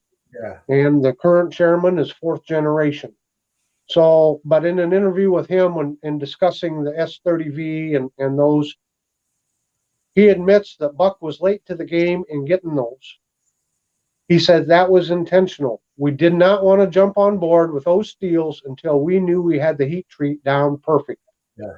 Or as perfectly as, nothing's perfect, but as best as we could. He said, so we intentionally took our time so that we felt we could be very confident when we started producing knives with that blade steel. Yeah. See, I was sort of asking as a devil's advocate because I'm always for just get a blade steel, learn how to sharpen it. Doesn't matter what you've got. If you Right. can sharpen, it matters not a jot. Because Exactly. my DECs are 1095, which is probably the basic carbon steel. There's nothing special about it, but they do it right and it works. It Well, works. Then you come along to Jack Wolf, which is modern. Last year it was M390, which is a fantastic steel. Will last you for longer than any day I work. And now they've upgraded it, but it was voluntarily, it was just upgraded to, I think, keep the knife fresh rather than because, yes, S90V will last longer, but I think it's done more just to keep it fresh for collectors sure. who just, Right. want something different. Now, Yeah. CB, you talked about your, was a Pakistani-made Bowie knife. Was it what was that again? Was that a Rough Rider? That was a Rough Rider. Rider, Okay, you made mention of making it out of leaf vehicle spring, leaf which is springs. N95. Well, I've told the story before, but I have a couple bolos from the Philippines, and that's what they make them bolos out of. And I'm telling you, the indigenous people are out there in that jungle. They're still living the way they was 2,000 years ago, and that's what they use for a blade steel. And I tell you what, I challenge anybody to go up against one of them gentlemen in knife use. I mean, their very survival to this day still depends on their knife skills. So there you go, Stephen. There's another example. I mean, And they're still using basic carbon steel. And most of the time they I've got sharpen a- it with a smooth river stone. Yeah, exactly. Yeah. I got a So- flint stone knife that I've got put up with all my stuff, but I've used it to skin a deer like 5 years ago just to see if I could do it. Mhm. And it's a flint stone knife, Yep. so that was just to Use that. see if it would work and how long it would last. And Well, I you didn't can, need to sharpen that thing. if you're out in the mountains in You can shale too. area, you can break off a piece of shale and it can have a very sharp edge to it. You can use a piece of a shale to actually skin with and such. So See, yeah. that's why I can't understand people not having some kind of attachment to knives anyway, because that's like ingrained in our DNA. It is. That's Yeah. the first tool ever made was a knife, so Yep. So KJ Gas, I see here, he says, I hate it when all my knives are sharp. I just want to dull them to sharpen them again. Well, I'm the exact opposite. That's why I buy so many knives, so I never have to sharpen them. When one gets dull, I just pull another from the drawer. that's a good philosophy to have. And G-Ball That, had that it. gives you an excuse for collecting then. Exactly. Yep. That way I always have a sharp knife. That's right. Tom, I'm struggling. Go ahead. Go ahead. I'm ready. I'm ready. I'm being good. No, don't be good. Yeah, That's no we, fun. that's why we have you on the show, Patty. I want Steven, Tom to do a sharpening video. I will do it. Stephen, I think I everybody will do it. agrees Chat and Morgan's was rosewood handles. Rosewood. Well, not sure what it, well, I might do it if somebody actually knows, but gosh, it's a really good looking rosewood. I have some rosewood handles and none of that good looking. Well, I got a supporter in the comments, Dan in Michigan. Yeah. I'm the same way. I'm horrible at sharpening. So go, Dan. Hey, we got a brotherhood started. And then KJ says you can just use your rolled down car window to sharpen. There you go. Just Now, use so your mug. I suppose that's how you want to see me do my sharpening video there, Stephen? I Roll went on through my it car window? about 3 or 4 years ago. I went through sharpening on about everything I could find, like the bottom of a mug, the Sure. car window, Yeah. river stones, a brick, Yeah. cement. And I had so much fun doing it. Wrecked a couple of knives, but I had so much fun doing it. Well, listen, I joke about it. I mean, I can sharpen a knife. I think my problem is I don't have the patience, because I'm just freehanding it and I get bored with it. And I don't have the patience to follow through with it. Is my biggest problem, I think. There we go. Back of a plate. Work sharp Anything. products. Those are always good. Oh, we got JO Ventures on board again. Hey, Oh, JO. yes, sir. Yeah, he's been here for Right. a while. Oh. Michael Morgan, what are you doing? Jesus. Well, I think what he's saying is that you go to the pawn shop and you pawn your wife's ring, and then you buy a knife that's there that's sharp. Yeah, Oh, I hope you're right. that makes sense. I don't know which is worse. Both The will get you repercussions divorced of real both, quick. the repercussions of both will bring blood to the surface. Yeah. Yeah, we do. We have a lot of problems. But wife's rings aren't one of them. I don't touch them. Smart man. Yep, that's for her stuff. I don't go there. Yeah. But Stephen, here's one of those sea stories I know you could appreciate. When I was on the Minesweeper, we didn't get mail a lot of the time because we didn't steam along with the battle group. Yeah. So our mail would get forwarded here and forwarded there, and it might be 6 or 8 weeks before we had mail call. And so we'd pulled in somewhere and we got our mail and got it sorted. And one of the sailors was on the fantail of the ship there. And he's just stomping his feet and he's cursing up and down and saying some bad things about his wife. And a bunch of us went up to him like, what's going on? What's the matter? He says, my wife, she wrote me this letter and she's so angry at me because I forgot our 18th wedding anniversary. He says, how am I supposed to remember something that happened 18 years ago?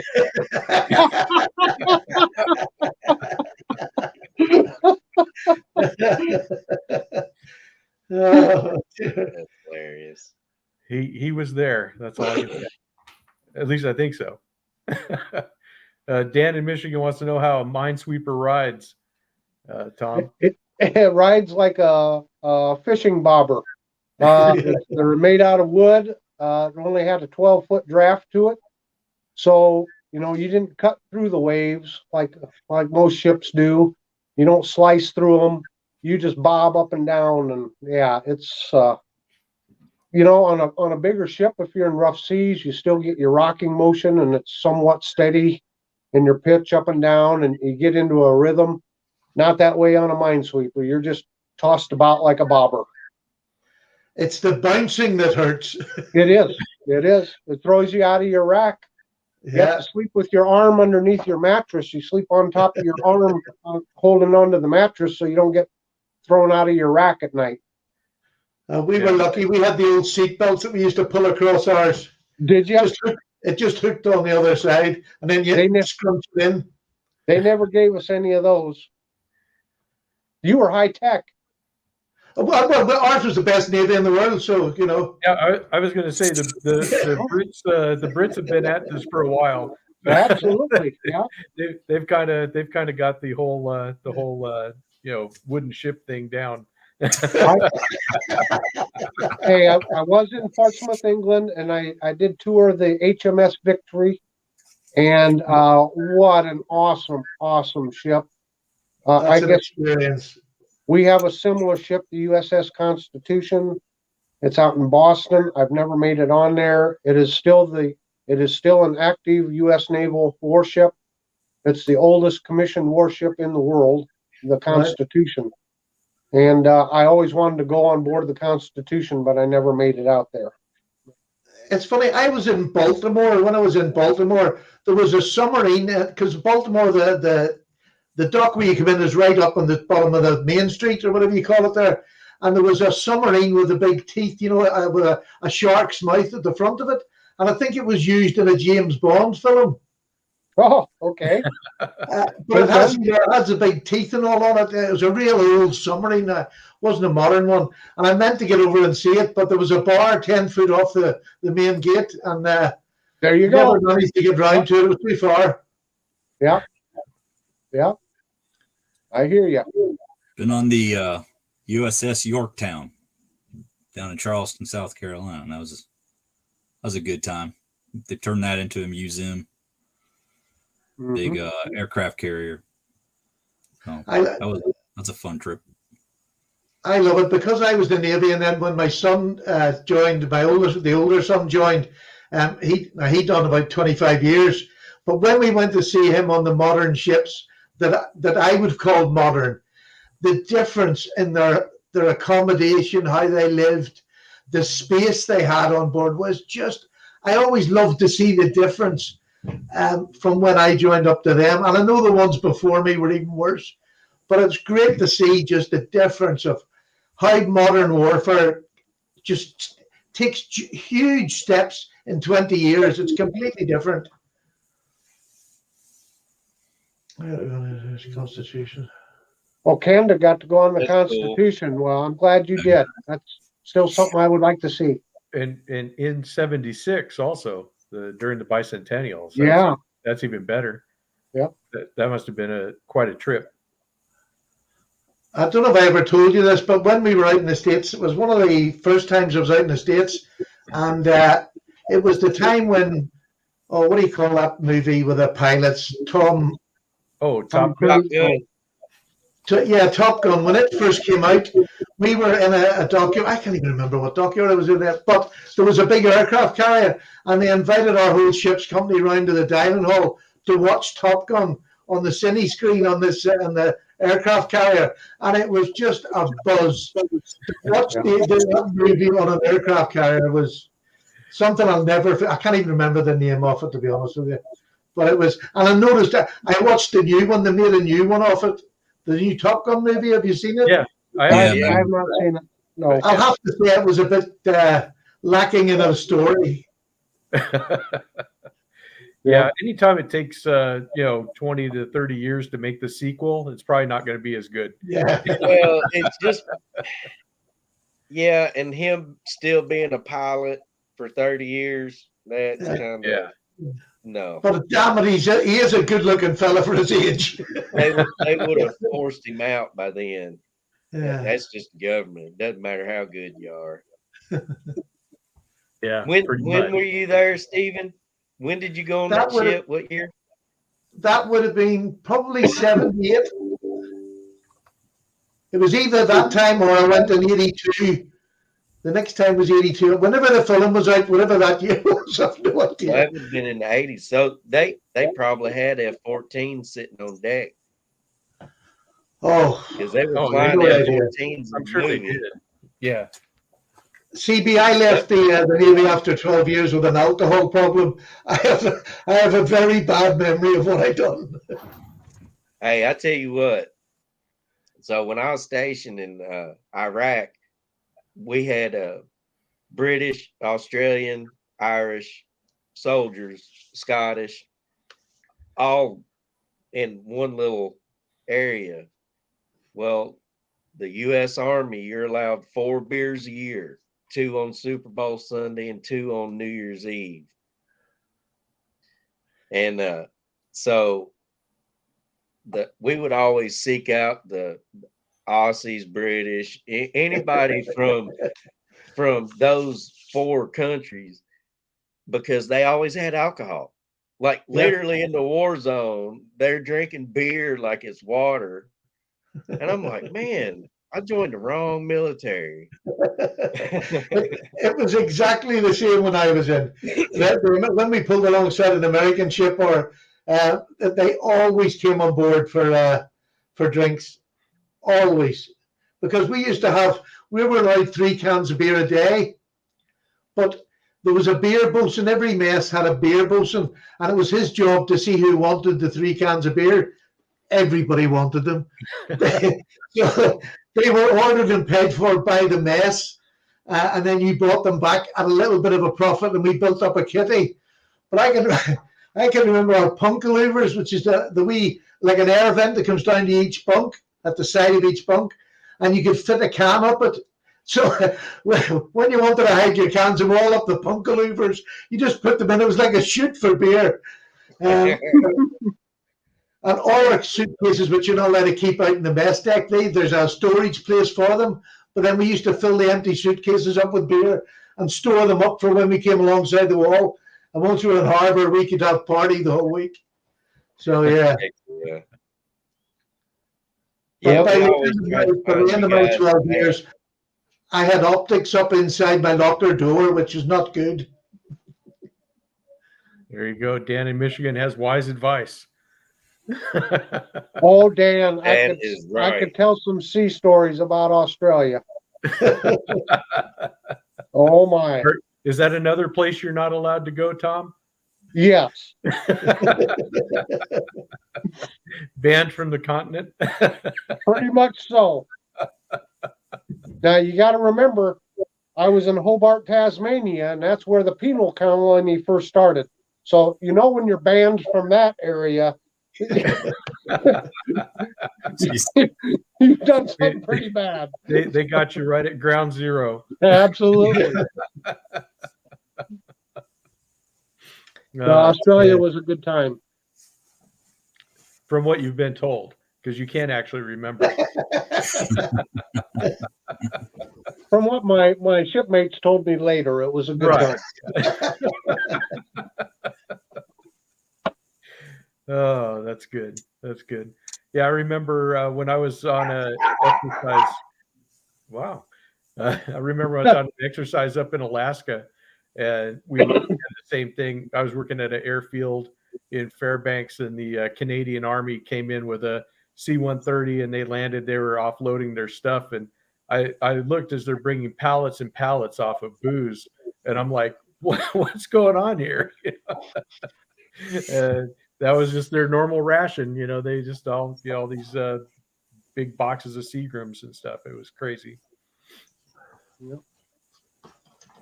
What Crispy Critter do to get banned from 10th Mountain Division? I don't know.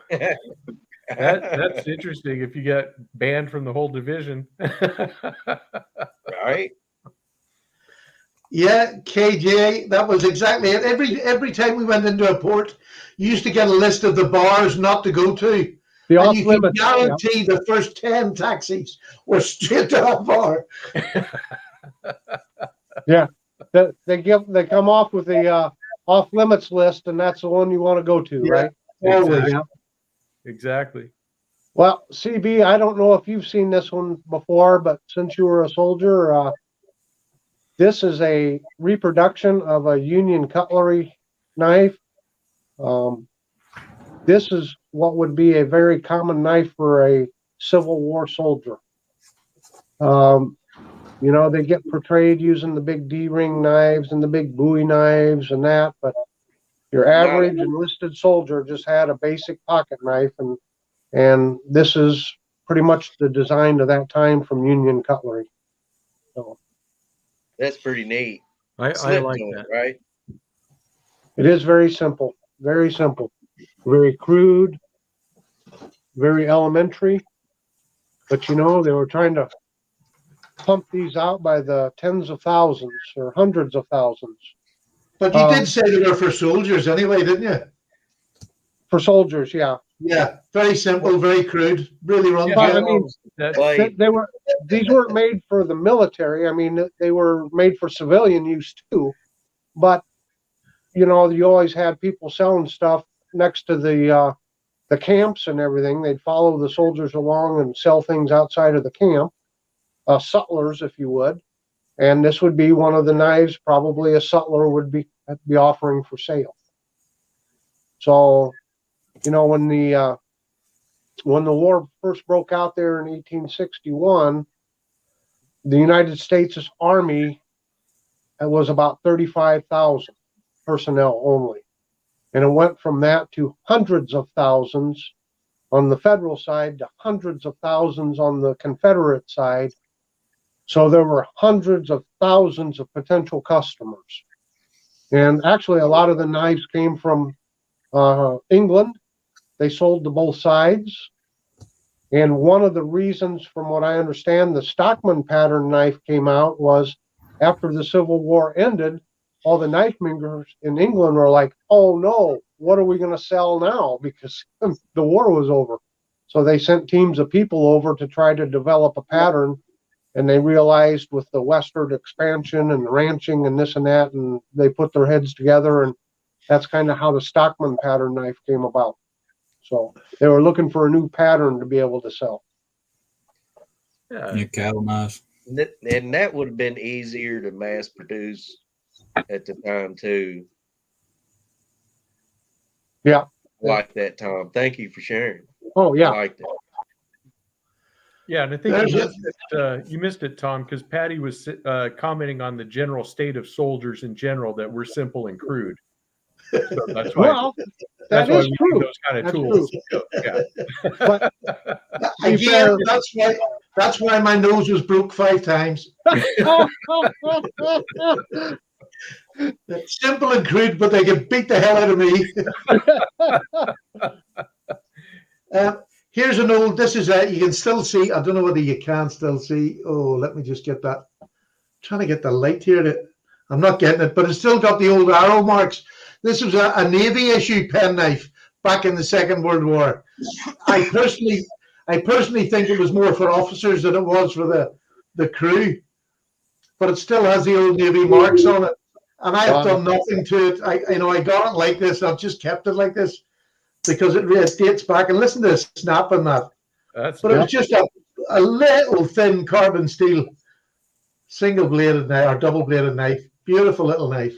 that is that's really cool. I like that. That's what I love. These old knives that Yes, absolutely. I'll show you another one. Well, Oh, okay. Sorry, I popped you out of the. Well, big screen. while you're looking, I'll say that for the sailors and from the Navy Officer's Guide of 1849, it said that enlisted men are sly and cunning and bear considerable watching. this is a lovely old. This is just another little 2-blade pen knives, which is my. I get very excited when I find these old metal ones. Oh, that's sweet, sweet. Yeah, that's very nice. Beautiful French knife, I believe, obviously with Benedictine on it, but just a lovely one of my real collection prizes. Yeah, it's a beautiful knife.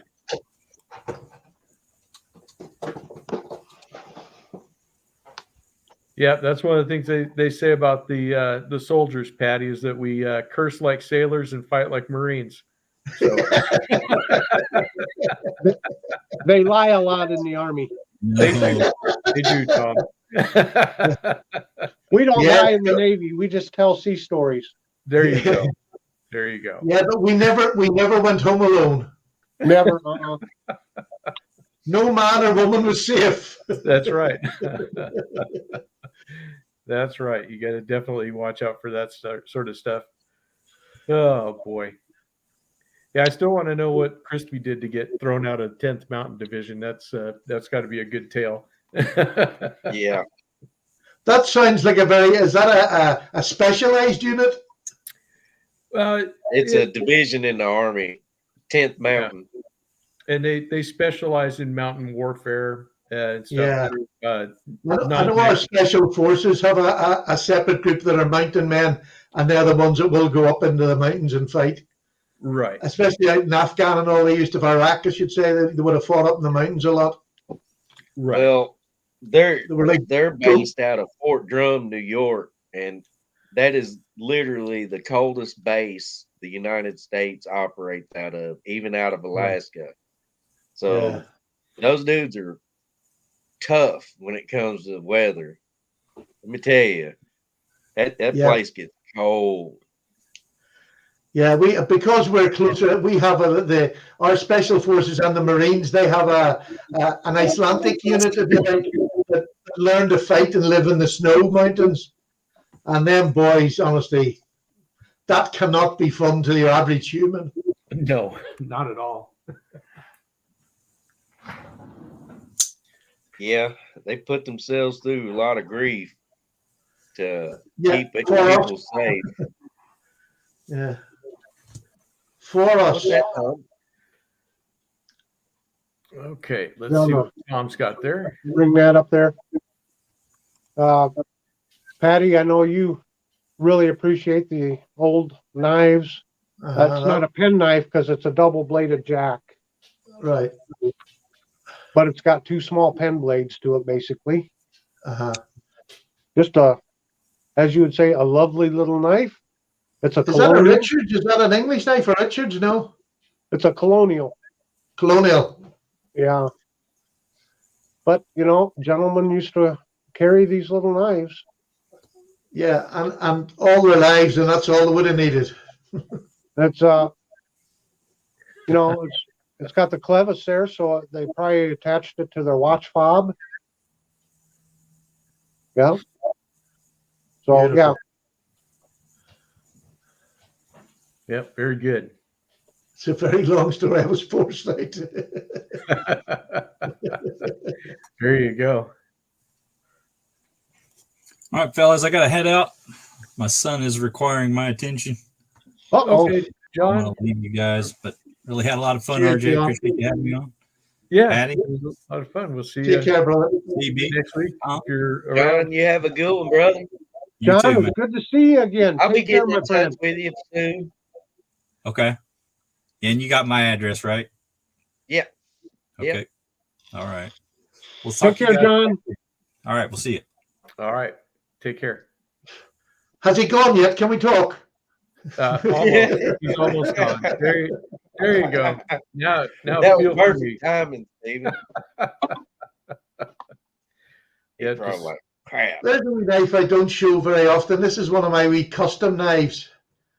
This is an Italian maker. God, I can never remember how to spell his name. Belvieras or something like that it is. But it's micarta, two different types of micarta on it. And then on this side, which is the back side of the knife, he has the most beautiful, what do you call them, like a rivet, but it's all fancy design in the center of it. God, I can't get this to go there. You can see it a bit. Oh yeah, that's nice. It's beautiful, but I just love the blade shape. That's what sold me. I love that.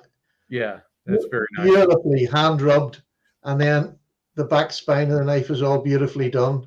Oh with yeah, a blue liner. yeah. That's really nice.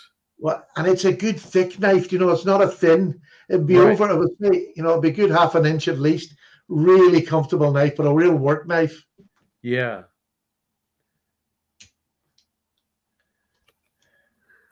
Hey, Rhino, glad you showed up, even if it's just for a few minutes. Was that your way of saying goodbye, Stephen? Yeah, Dan in Michigan wanted to know if that's a mosaic pin. Mosaic pin, that's the word I was looking for. There you go. That's the word a younger man will remember. Right. I sort of need somebody sitting beside me now. My memory is so bad. That's okay. It's all right. We just move along with the help of our friends. You know, that's it. Yeah. We won't leave you behind, Stephen. That's okay. But we're evenly matched now. We got Army versus Navy. All right.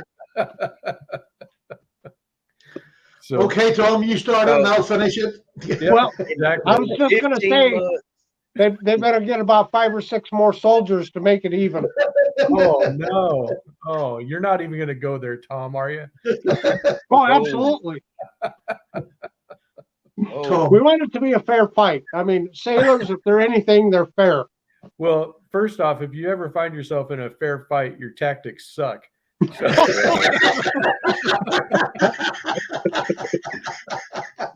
Oh, well said.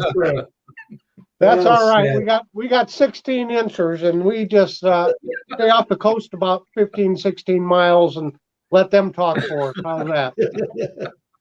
Very good. That works. Let's see. KJ says he got his first Victorinox Tinker coming. He's as excited as a kid. He got Smokey the Bear on it. He says, I'm 62 and somehow that stuck in my head. That's the first Victorinox ever bought. Well, I hope you enjoy that. Knife Works exclusive Tinker. It is. That's the exclusive one from Smoky Mountain Knife Works, and I hope you enjoy the heck out of that. I think you will. Yeah, I do too. I like the Tinker. I'm just pulling some knives out at random. You may have seen these before, but this is another cattle knife. Again, pretty much just like a Stockman, except for the cigar, equal end shape to it. Yeah. And this is a Henry Sears and Son knife. No relation to Sears of Sears and Roebuck. Okay. That's what I was going to ask. Yeah, he was a Prussian knife maker that moved to the United States and started making knives. And I believe that these are red micarta scales or covers. That's really nice. 3-bladed knife. This one has, instead of like a pen blade or a spay blade to it, it had the leather punch, but as you can see, the tip was broke. This one was actually kind of fancy because it has the easy, I can't remember what they call that, but easy open notch. Yeah, the easy open notch there, so you can, get access to that real easy. So, just a pretty little knife. That is. There's a question for CB Tactical. Have you been encouraged to try to go into the traditional knives, or is that not something that's ever really interested you? Well, I've always liked the traditional knives, because that's what I grew up with. Yeah. But I don't know, something in the late 80s, early 90s, I started in karate and kung fu, and I did that for 17 years. And so that kind of opened my mind towards other blade types and other things like that. And that's kind of why I've gravitate more towards modern knives now, because um, it's just what interests me now. You know, Yeah. I do respect it because it was the founding knives that got us to our modern knives. I do like them, but like one of the things I can say is I'm addicted to pocket clips. I don't like having the knife inside my pocket, even in a slip. Right. I like being able to have it right on my pocket to where I can just, if I have to, I can one finger drag it out of my pocket real quick, and just have it ready. Uh-huh. So that's basically why I'm more into the moderns now. You know, The that is so interesting because I guess I'm quite the opposite. Um, I well, hate pocket clips for the most part. There's some of them for specific reasons when I don't mind one, but it does not bother me. I mean, this is what you call a tactical knife, if you will. Something this big. It don't bother me to have that at the bottom of my pocket. It's just what I was used to. right, Uh, right. and it doesn't matter if it has thumb studs or a cutout here for, use your thumb to open it. I'm going to pinch the blade open anyway. It's just the way, I've always had my knives, and it's nothing against the moderns, but it's just the way, Well, you in know. working in the shop on cars and everything, a lot of times I'm having to do things one handed. And Sure. if I'm holding something or whatever, I want to be able to get that knife out one handed and manipulate it, do Hmm. my work, and then close it and put it back in one handed. Yeah. Oh, that's totally understandable. And Now, I have what I've never shown anybody. I have original samurai and wakizashi swords. They're mhm. like 250 years old now. Oh They man. have their maker marks underneath the handles and everything. They are verified. And but I fell in love with the Tanto blades. Um, I just something about the whole Japanese culture of knives and swords, and it just really blew my mind. Yeah. And a lot of the modern knives are based with a Tanto blade now, and I kind of that's another reason. It's just a lot of little bitty things, but I like them all. That's why, I mean, that's why I Yeah. got these. Oh, absolutely. When I Yep. was there, Yeah. uh, you know, I, I dig this kind of stuff too, but Sure. um, which this one here, I always wanted an original Boy Scout knife, and I found them, but they've been out of my range when I found them. Sure. And they were like from the 40s and 50s, and I have found them that's had the spoon and the fork on the side. I like those too, but Let me yeah, let me ask your opinion on this. I guess one reason, and maybe I have a bad misconception here. One of the reasons I like these traditional knives, it seems like there's such a variety of different handle covers and colors and Yeah. such, and I don't see it on the modern knives. Am I wrong? I mean, well, maybe because I don't pay attention enough for that, but it doesn't on the old traditionals, just like the Stockman pattern. There are so many different types of covers, and even the way the clip point blades are on the Stockman, they're all made a little different. It just seems to me there's so much more variety to look for on the old traditional knives. Is that well, I'll a use wrong perception? the Hogue Deca for an example. Uh, the one I have, it's a Warncliffe blade, but they have spear point, they have clip point, they have drop point, they have the different blade shapes, and then like mine's the Smoky Mountain Knife Works exclusive. It's red, white, and blue, Mhm. and you can get scales in different colors. So I mean, even the modern knives follow that pattern and make different blade shapes and Yeah. and stuff. If And you then like, I'm sorry, RJ. Oh no, it's okay. I probably was stepping on you. I just was going to say, if you look at somebody like Finch knives, they have all different colors, different Yeah. handle materials, and stuff like that, different blade shapes. I mean, Right. it's there. It's just you have to look for it. So I need to expand my horizons. Well, just because a lot of Kershaws look like this, they're not all the same. Right. Right. I know. I there are some that are the same, like the Kalashnikov, they all look like this. Hmm. The same blade shape and everything, but they make different handles. You can they made the birthday cake. They're the first ones to make the birthday cake scales, Right. the pink with the sprinkles on it. And so I do give it to them. They try to mash it up, I guess, and make some different versions of the same knife. I guess I have to admit defeat here because That's a fun little knife, man. I wonder where did I get this It's so angry small. watermelon? Oh yeah, it was from CB Tactical. Don't everybody have one? I didn't Okay. have Yep. one until you gave me one. Thank you. That is a cool little knife. It's a fun little knife. I mean, It is. how can you look at that and not smile? Come on. I do. I'd have to go Yeah. get mine. I have the original tadpole. Tadpole, ya? yeah. And it's the original tadpole scales, the green. Right. So I have the green scales, but it's got the silver and black blade.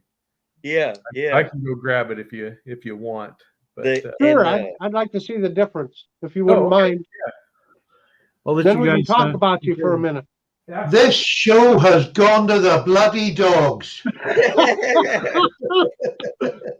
For God's sake. We've hit a new low, haven't we, with angry watermelons? This is Oh, taking no. it right down. God, we're Yeah. nearly as bad as Big Red now. Oh, sorry, Big Red. Yeah, they also Yeah, have hello. Openberry. Quick, show us the Jack Wolf, Stephen. No, I'm going to show you there. There's a Oh, lovely okay. knife. It's funny. I was asking that question. Oh, sorry. Go ahead. There you go. Yeah. The original tadpole. So see the Okay. difference? Yeah. It's got a swedge to it. Well, actually, it does have a swedge on it, but yeah, it's silver and black. Here, let me bring up the screen so you can see it a little bit better. So you see, it's got a little swedge up here, but then it's silver on this, and then black for the rest of the blade. Okay. But it's the same knife, except they corrected the problem that this one has, which is that the pivot does back out if you flick it a lot. Mm-hmm. I think because I found that out. I was playing with it one time. I was like, why is the blade just going back and forth and stuff? And I look and I was like, oh, okay, because that screw's backing out. I keep meaning to put Loctite on it, just haven't got around to it.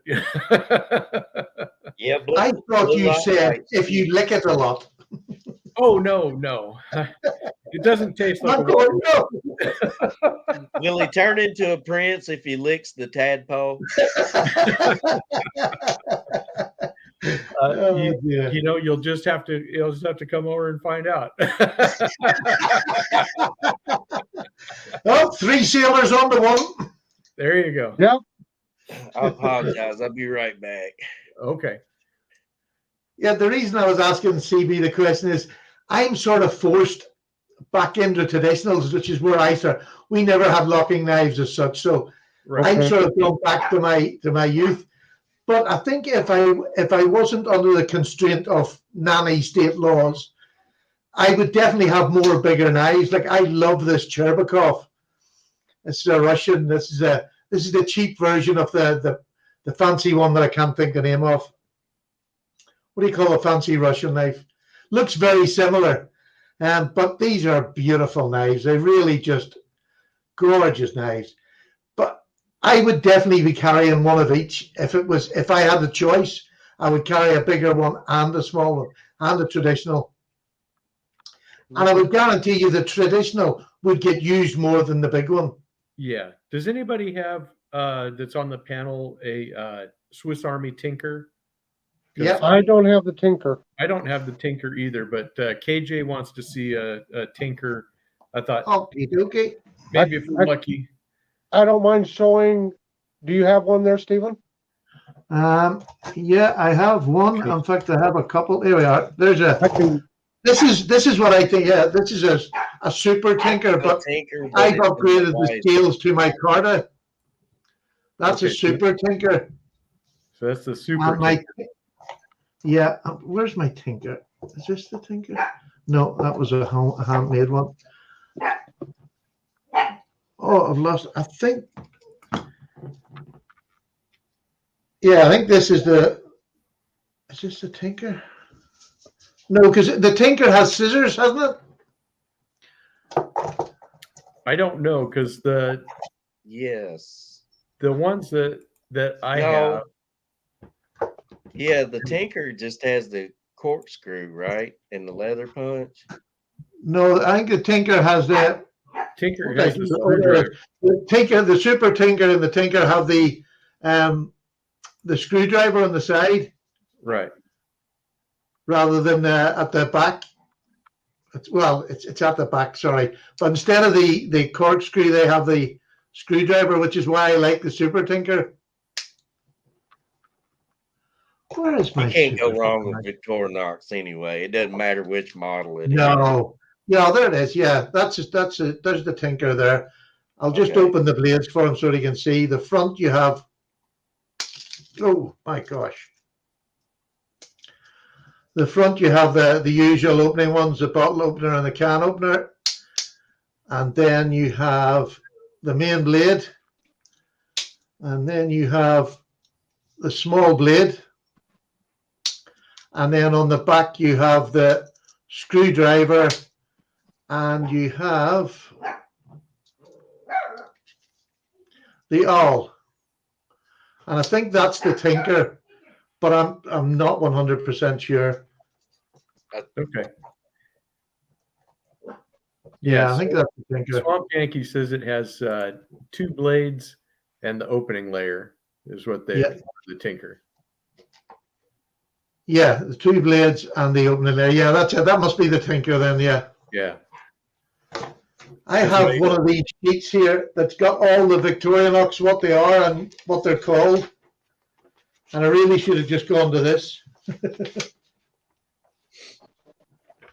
So, Yeah, Stephen, exactly, yeah. going back to what you were saying when I was leaving the room, yeah, you should sell your house, pack up all your belongings, go way out of pocket, move all the way over here, and pack your folding locking blades, and I will. your problems are solved.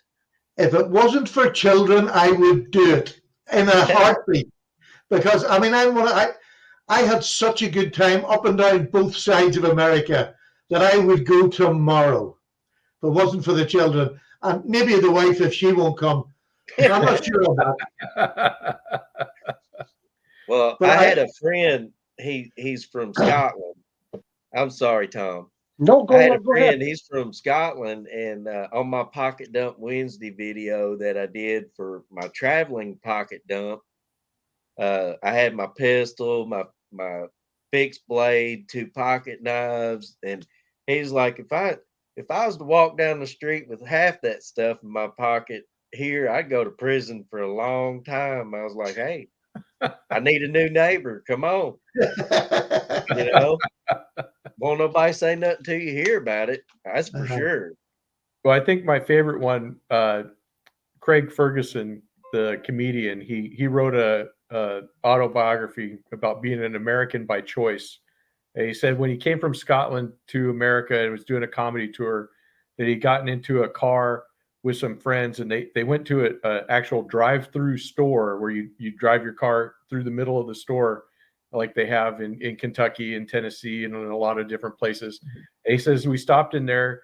He says I was amazed because I could buy, T-shirt, beer, a knife, a gun, just like all kinds of stuff that was there. He goes, I thought I have to live here.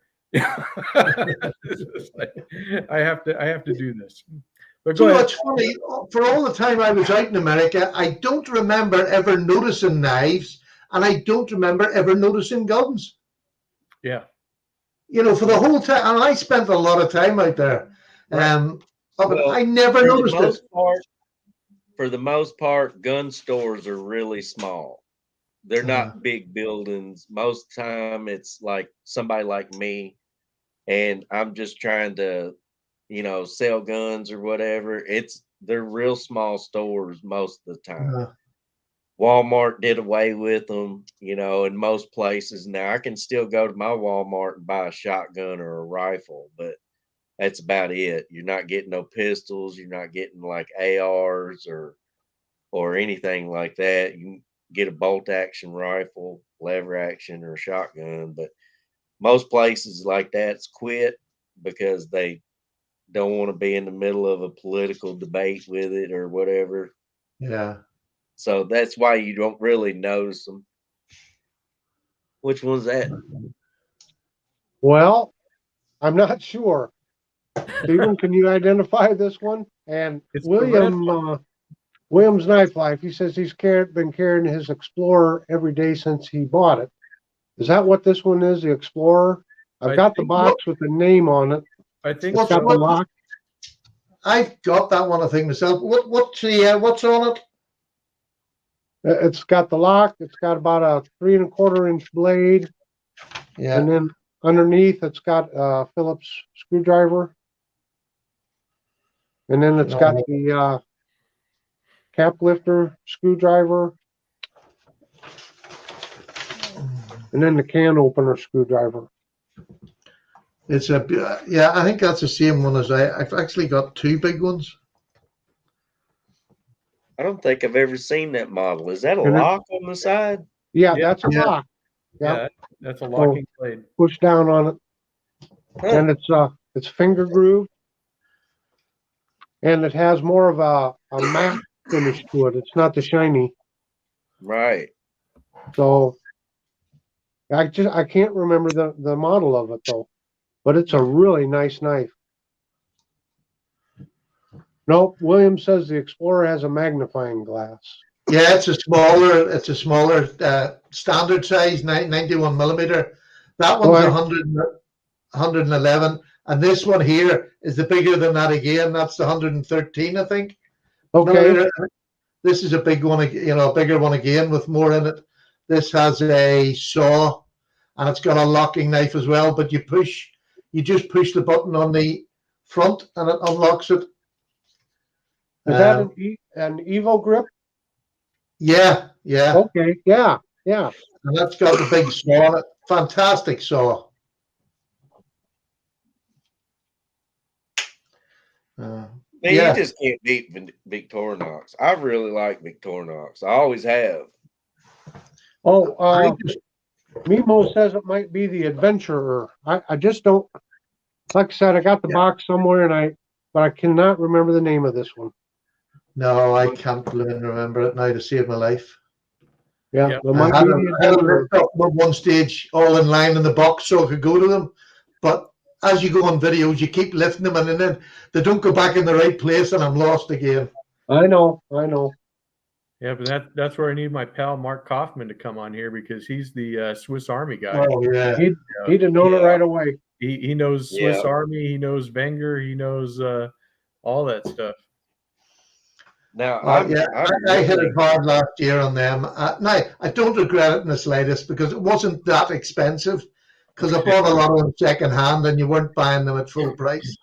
Right. So But I mean, you can get quite a few for not a whole lot of money in the scope of things. Yeah, Then I got You know, a, I Say it make again? it very clear that I'm a Leatherman fan, but I really want to try out the Victorinox multi-tool. This Yeah. is a new Leatherman Rev that I got at Smoky Mountain. It's Lovely. one of their littler models. It didn't even come with a pouch. It's got a clip on it. right. Yeah, kind of like the Wingman. Yeah, but I'm really wanting to try out the Victorinox multi tools because they just make their stuff right. It's true. if They- you want to see probably my most carried knife, it's this Swiss Army knife here. It was pocket worn so much, as you can see, the white paint for the cross has come off. And this is called the Economy Recruit. And it's Yeah. the Recruit pattern, but it doesn't have the toothpick and tweezers. Mhm. So that's why it was called the Economy. And you can tell by the blade, I used it a lot. I bought this in Hong Kong in the late 80s. And I probably carried this for a good at least 15 years. So always had this in the pocket. Yeah. It served me well. I have to say that I do love the Victorinox now, but to go back to the Leatherman, I mean, I just bought this wee pouch off, where did I get it? Amazon. It's a wee magnetic pouch. And then I bought the ratchet screwdriver extension for the Leatherman. Oh man, And then I also bought, I'll leave it out for the minute. I also bought the 2 strips of blades, or not blades, The bits. two, 2 strips of bits. yeah, There's two complete strips here of the flat ones. It's made the knife amazing, and I have like a pen, a pry bar, and a lighter at the side of this wee pouch. I think the pouch cost me under a tenner or something. It was really cheap, but it's magnetic in the front. But it's heavy now. But if you're going to go out and do work, you're not going to feel it on your belt as much. sure. Right. But that wee ratchet really makes a difference with a screwdriver. You're not having to turn the whole big knife round or the whole big tool round. You just hold it and turn. Yes. And it made it so much better. I carry this with me every day, anywhere I go. It's got my Leatherman in it and a flashlight, and I keep an ink pen and a pair of tweezers. You never know when you need tweezers. Well, when your makeup's not right, you have to get the tweezers out. Right? But I always have this multi-tool. And I'm like most people. I was like, I don't need that, but I've actually used these things more than I ever thought I would, because I have them on me now all the time. I love them. I love them. Yeah, that's the thing. The big part of it is carrying it. You'll find uses for it. Yeah. Where if You would have don't- improvised before. Exactly. And Dan in Michigan says he's thinking of picking up the Leatherman Surge. Can anyone say how the exchangeable file and saw hold up in use? I don't have a Surge, but I think you do, right, CB? I've got the Charge. No, I don't have the Surge. Yeah, I don't I have either. the Charge, and then I have the P4 free and the P2 free and the Rev. I can't speak for the Surge, but I know a lot of people really like it. I mean, it's like one of their most popular models. And you can't beat Leatherman. They have a 25-year warranty on their blades. So if Right. you snap the tip on your blade, they'll send it back. They replace the blade for free. Yeah. So I mean, it's kind of hard to beat that. It's like Benchmade, your pen attacks, but it's there for the rest of your life, and you know you're going to get it changed.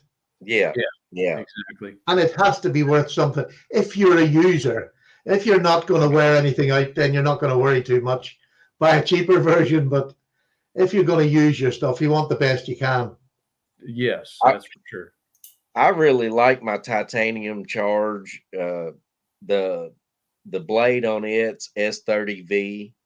You know, Perfect. the handles are titanium, so it's not as heavy as a normal charge. And I I love it. I love it, but it's kind of like a pocket knife deal. So I go in there and I've got a cheap knife in my left pocket, and then I have something like a Hinder in my right pocket, but I need to do this big job. I'm not going to pull out the Hinder to do the job, Right.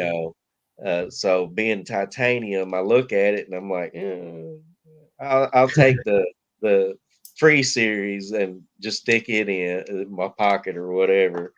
And this is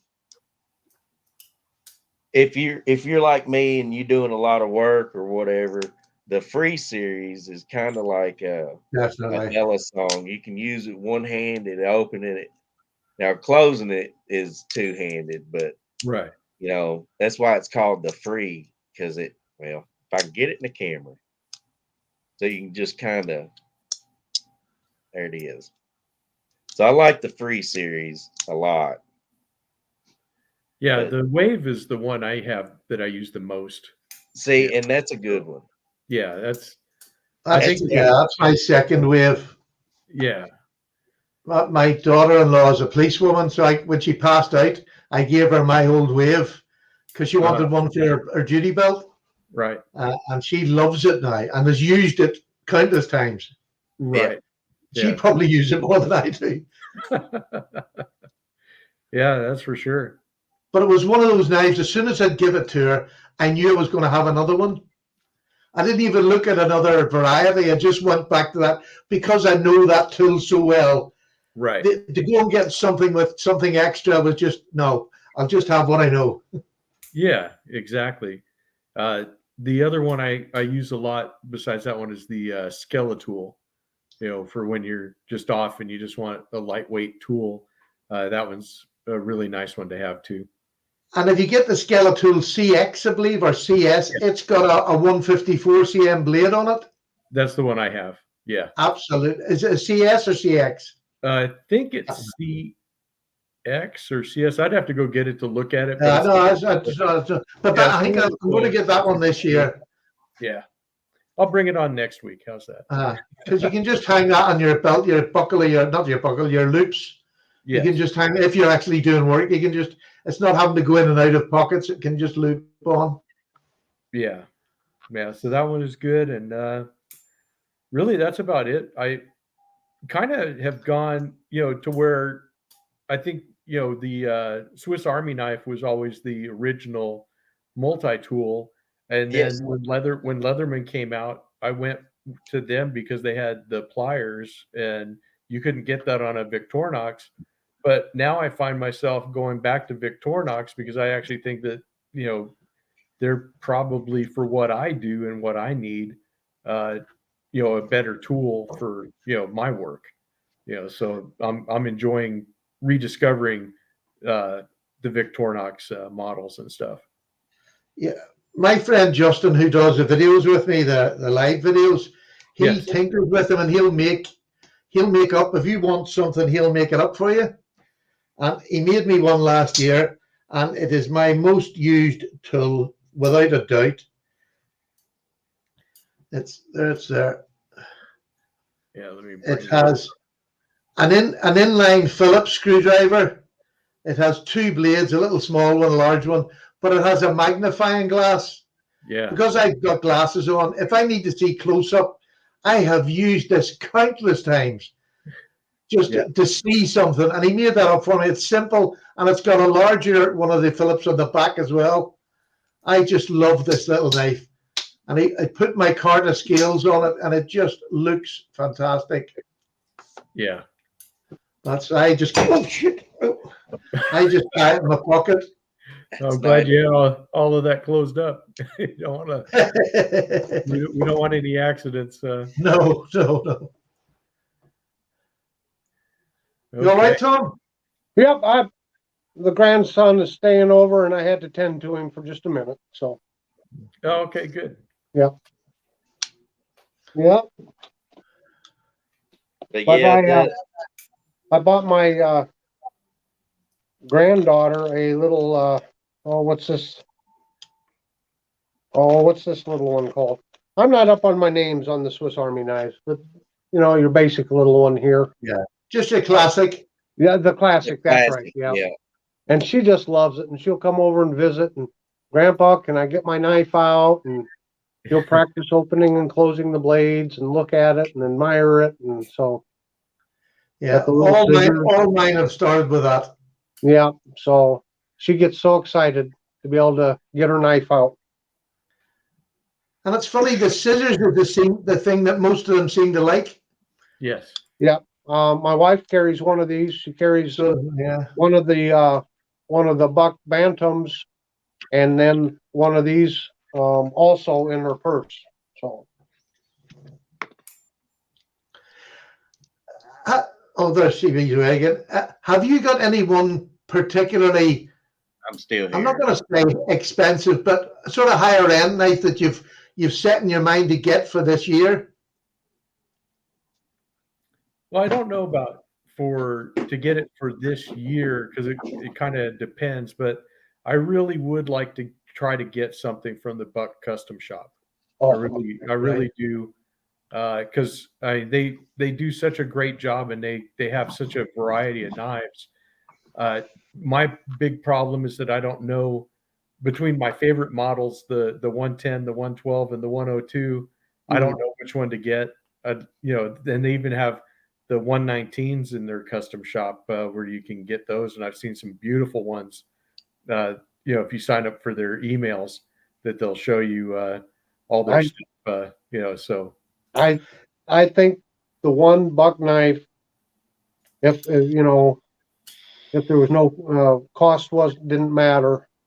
They have an old one that was made for the special forces back years ago. But as far as current modern ones, is the Buck 124 Frontiersman, and it's the great big Bowie knife version. Yeah, and that's a beautiful knife. And I think you can get custom scales on it, like that. Is that one Williams Knife Life has? He has some case ones, but I'm not sure if he has. Sorry, you're right. Yeah, it was case. Yeah, but it's very similar to that. But I think just the basic Frontiersman starts out around $200 or so.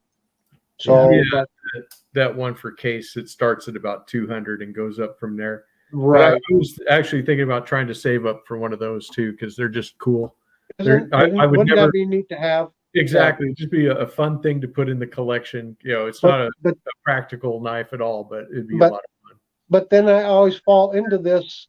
There's so many like the small slip joint bucks that I want to continue to fill out my collection with. And, you buy one big expensive knife and there goes your knife budget for a while. Exactly. So that's always the dilemma, It is. That is. It's always, that's what we're doing is trying to figure out to balance, quantity over quality. That's for sure. Yeah, absolutely. Yep.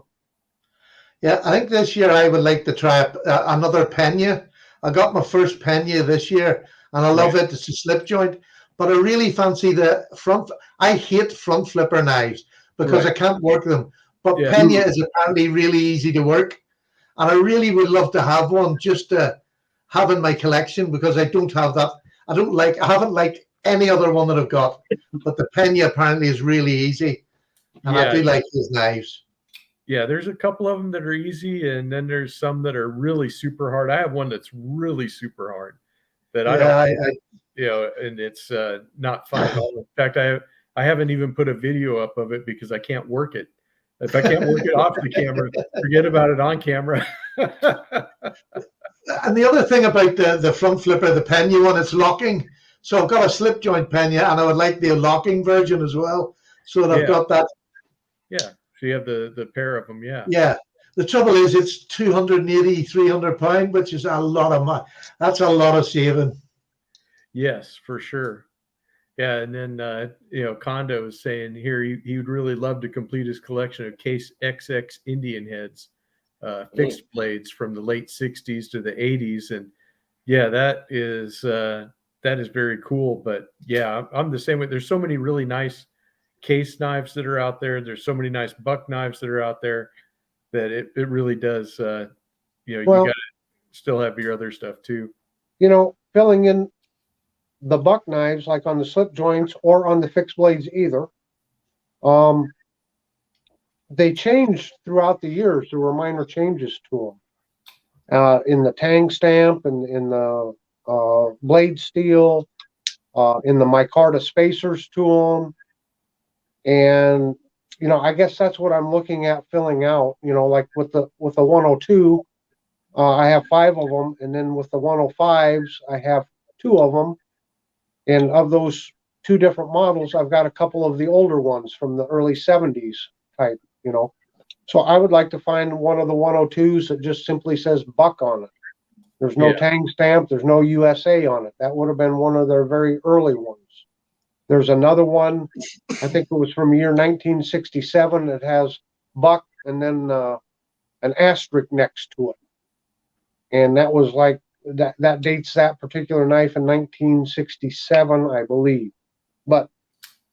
And then with the slip joints, Buck, when they first came out with them, they couldn't make them themselves. They didn't have the expertise and they didn't have the machinery and the tooling. So it started out, they were made by Schrade, and then they were made by Camillus, and then Buck started making them themselves. So there's differences in tang stamps, there's differences in blade thickness. So I would love to fill those out of a particular model, like the Stockman model, so you can see the changes through the years. Right. So, but if you spend 200 on on the Frontiersman, you don't have the money to buy the little ones. So yeah, that's the dilemma. Yep. And Rough Rider keeps coming out with new ones all the time. Oh, there's always so many nice shiny things out there to distract you. Yeah. Sure. I mean, I really got off course this year, but that's why I got to get back to the Bucks, I guess. Yeah. So I'm a little late on the Victorinox, but this is the Victorinox Spartan. Here, let me break that up. I don't know if you can tell, but that whole entire blade is serrated. Oh, yeah. Oh, okay. Yeah. I guess that's part of the Spartan model. That was the steak Then knife. you do have your little straight pin blade on the other side. This is the only Swiss Army knife that I have at the moment. I just had to remember where it was.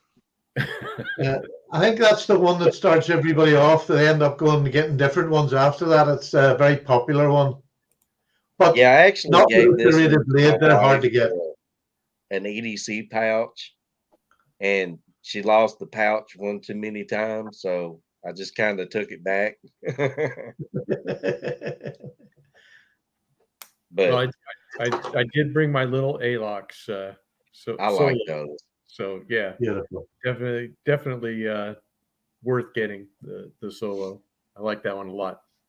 I think it's probably one of the best gift knives because you can give it to a young boy or an old man. It's just a perfect little gift knife. Yes, it is. It's perfect. There you are, Tom. Look, just for you. Oh, It's your nice. day. Very nice. That's a USA made buck. I don't know when it was made now. I have no idea.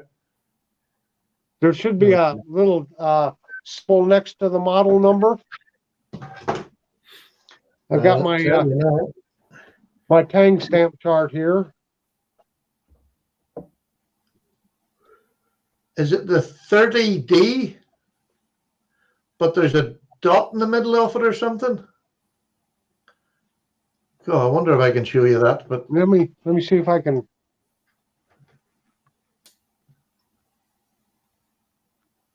I Can can't you see quite it? make it out.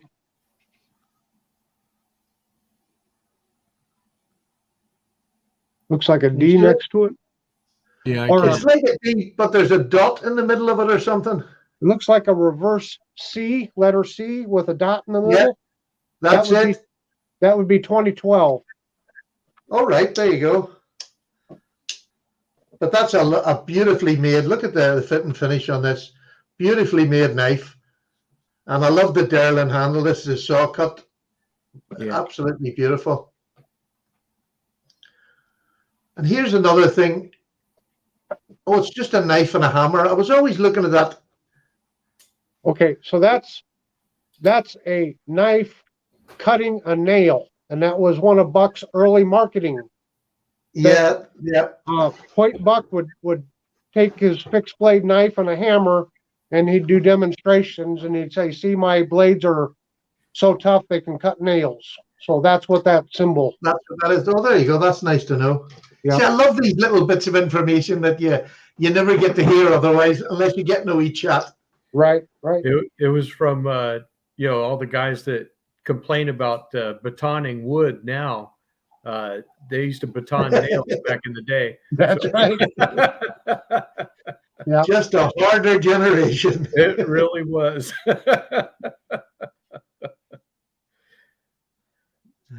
All right. Well, I think we're about down to the stems and seeds, as they say in Colorado. Well, that's good timing. The wife just walked in, looked at me like, "Y'all gonna talk all day?" maybe it could You're not happen. the only one there, CB. I the missus, you're still on? Yep. Yeah. No. Lights still on, baby. There. Yeah. Well, this is one of It's my been a favorite pleasure. times of the week, and Yeah. RJ, thank Oh, you so yeah. much for doing this. I just absolutely love it. I look forward I to do it every too. week. Me Okay. too. It's just a hoot. And CB and Steven is so we get to know each other so much better this way, and Yes. just strengthen those friendships. So You're definitely my favorite foreigners, without a doubt, the whole three of you. oh boy. Wow. Even better than the band Foreigner. I'm just feeling love tonight. I second what Tom says. I now feel completely chilled, and that's Yeah. a nice way to be. That's a nice way to be. So thank you Absolutely. very much, Yeah, and thank you for everybody who joined in and didn't get a chance to say anything. Yep. Thank you for the guys that are in the chat. Thank you for Yeah. everybody that watches us back during the week or when they have time, when they feel like seeing a bunch of old guys just blow hot air. Yeah. But Well, and I got to say this, RJ, you're such a gracious host. It's Yes. your channel, and yet you're letting your guests, you're letting us do most of the talking and knife showing and that. You're so patient. You're a great host, and thank you so much. well, Absolutely. thank you, Tom. I appreciate that. Actually, having us on, Tom, is maybe not great for his channel at all. Probably not. That's why I didn't tell any sea stories about Australia. I didn't want RJ to get a strike. We'll save those. Well, for hey, next month. y'all come out here and sip on some shine with me. We'll have a good time. There you go. Yeah. I'm looking forward to your Oh. videos. Are they going up this week? Do what, Steven? When's your Hinder video going up? I haven't done it yet. I've No, been but- kind of sick. The only video Oh, of course, I've yeah, done I'm this sorry, yes. weekend is I did the Max thank you, Knife William. Nerd video last night, so I could show the knives on the live today. So I did a sick last night. But yeah, I'll probably put it out Friday. I look forward to it. We'll definitely be looking forward to that. There's Williams give you $3 Yeah. there. That's really nice, William. He sure did. Thank you so much. I appreciate all of you guys. That's for sure. Yes. Take care. Thank you it's a so lot- much. All righty. Take Let's care. see. Take care, guys. Take care, everybody. It was fun. All right. Take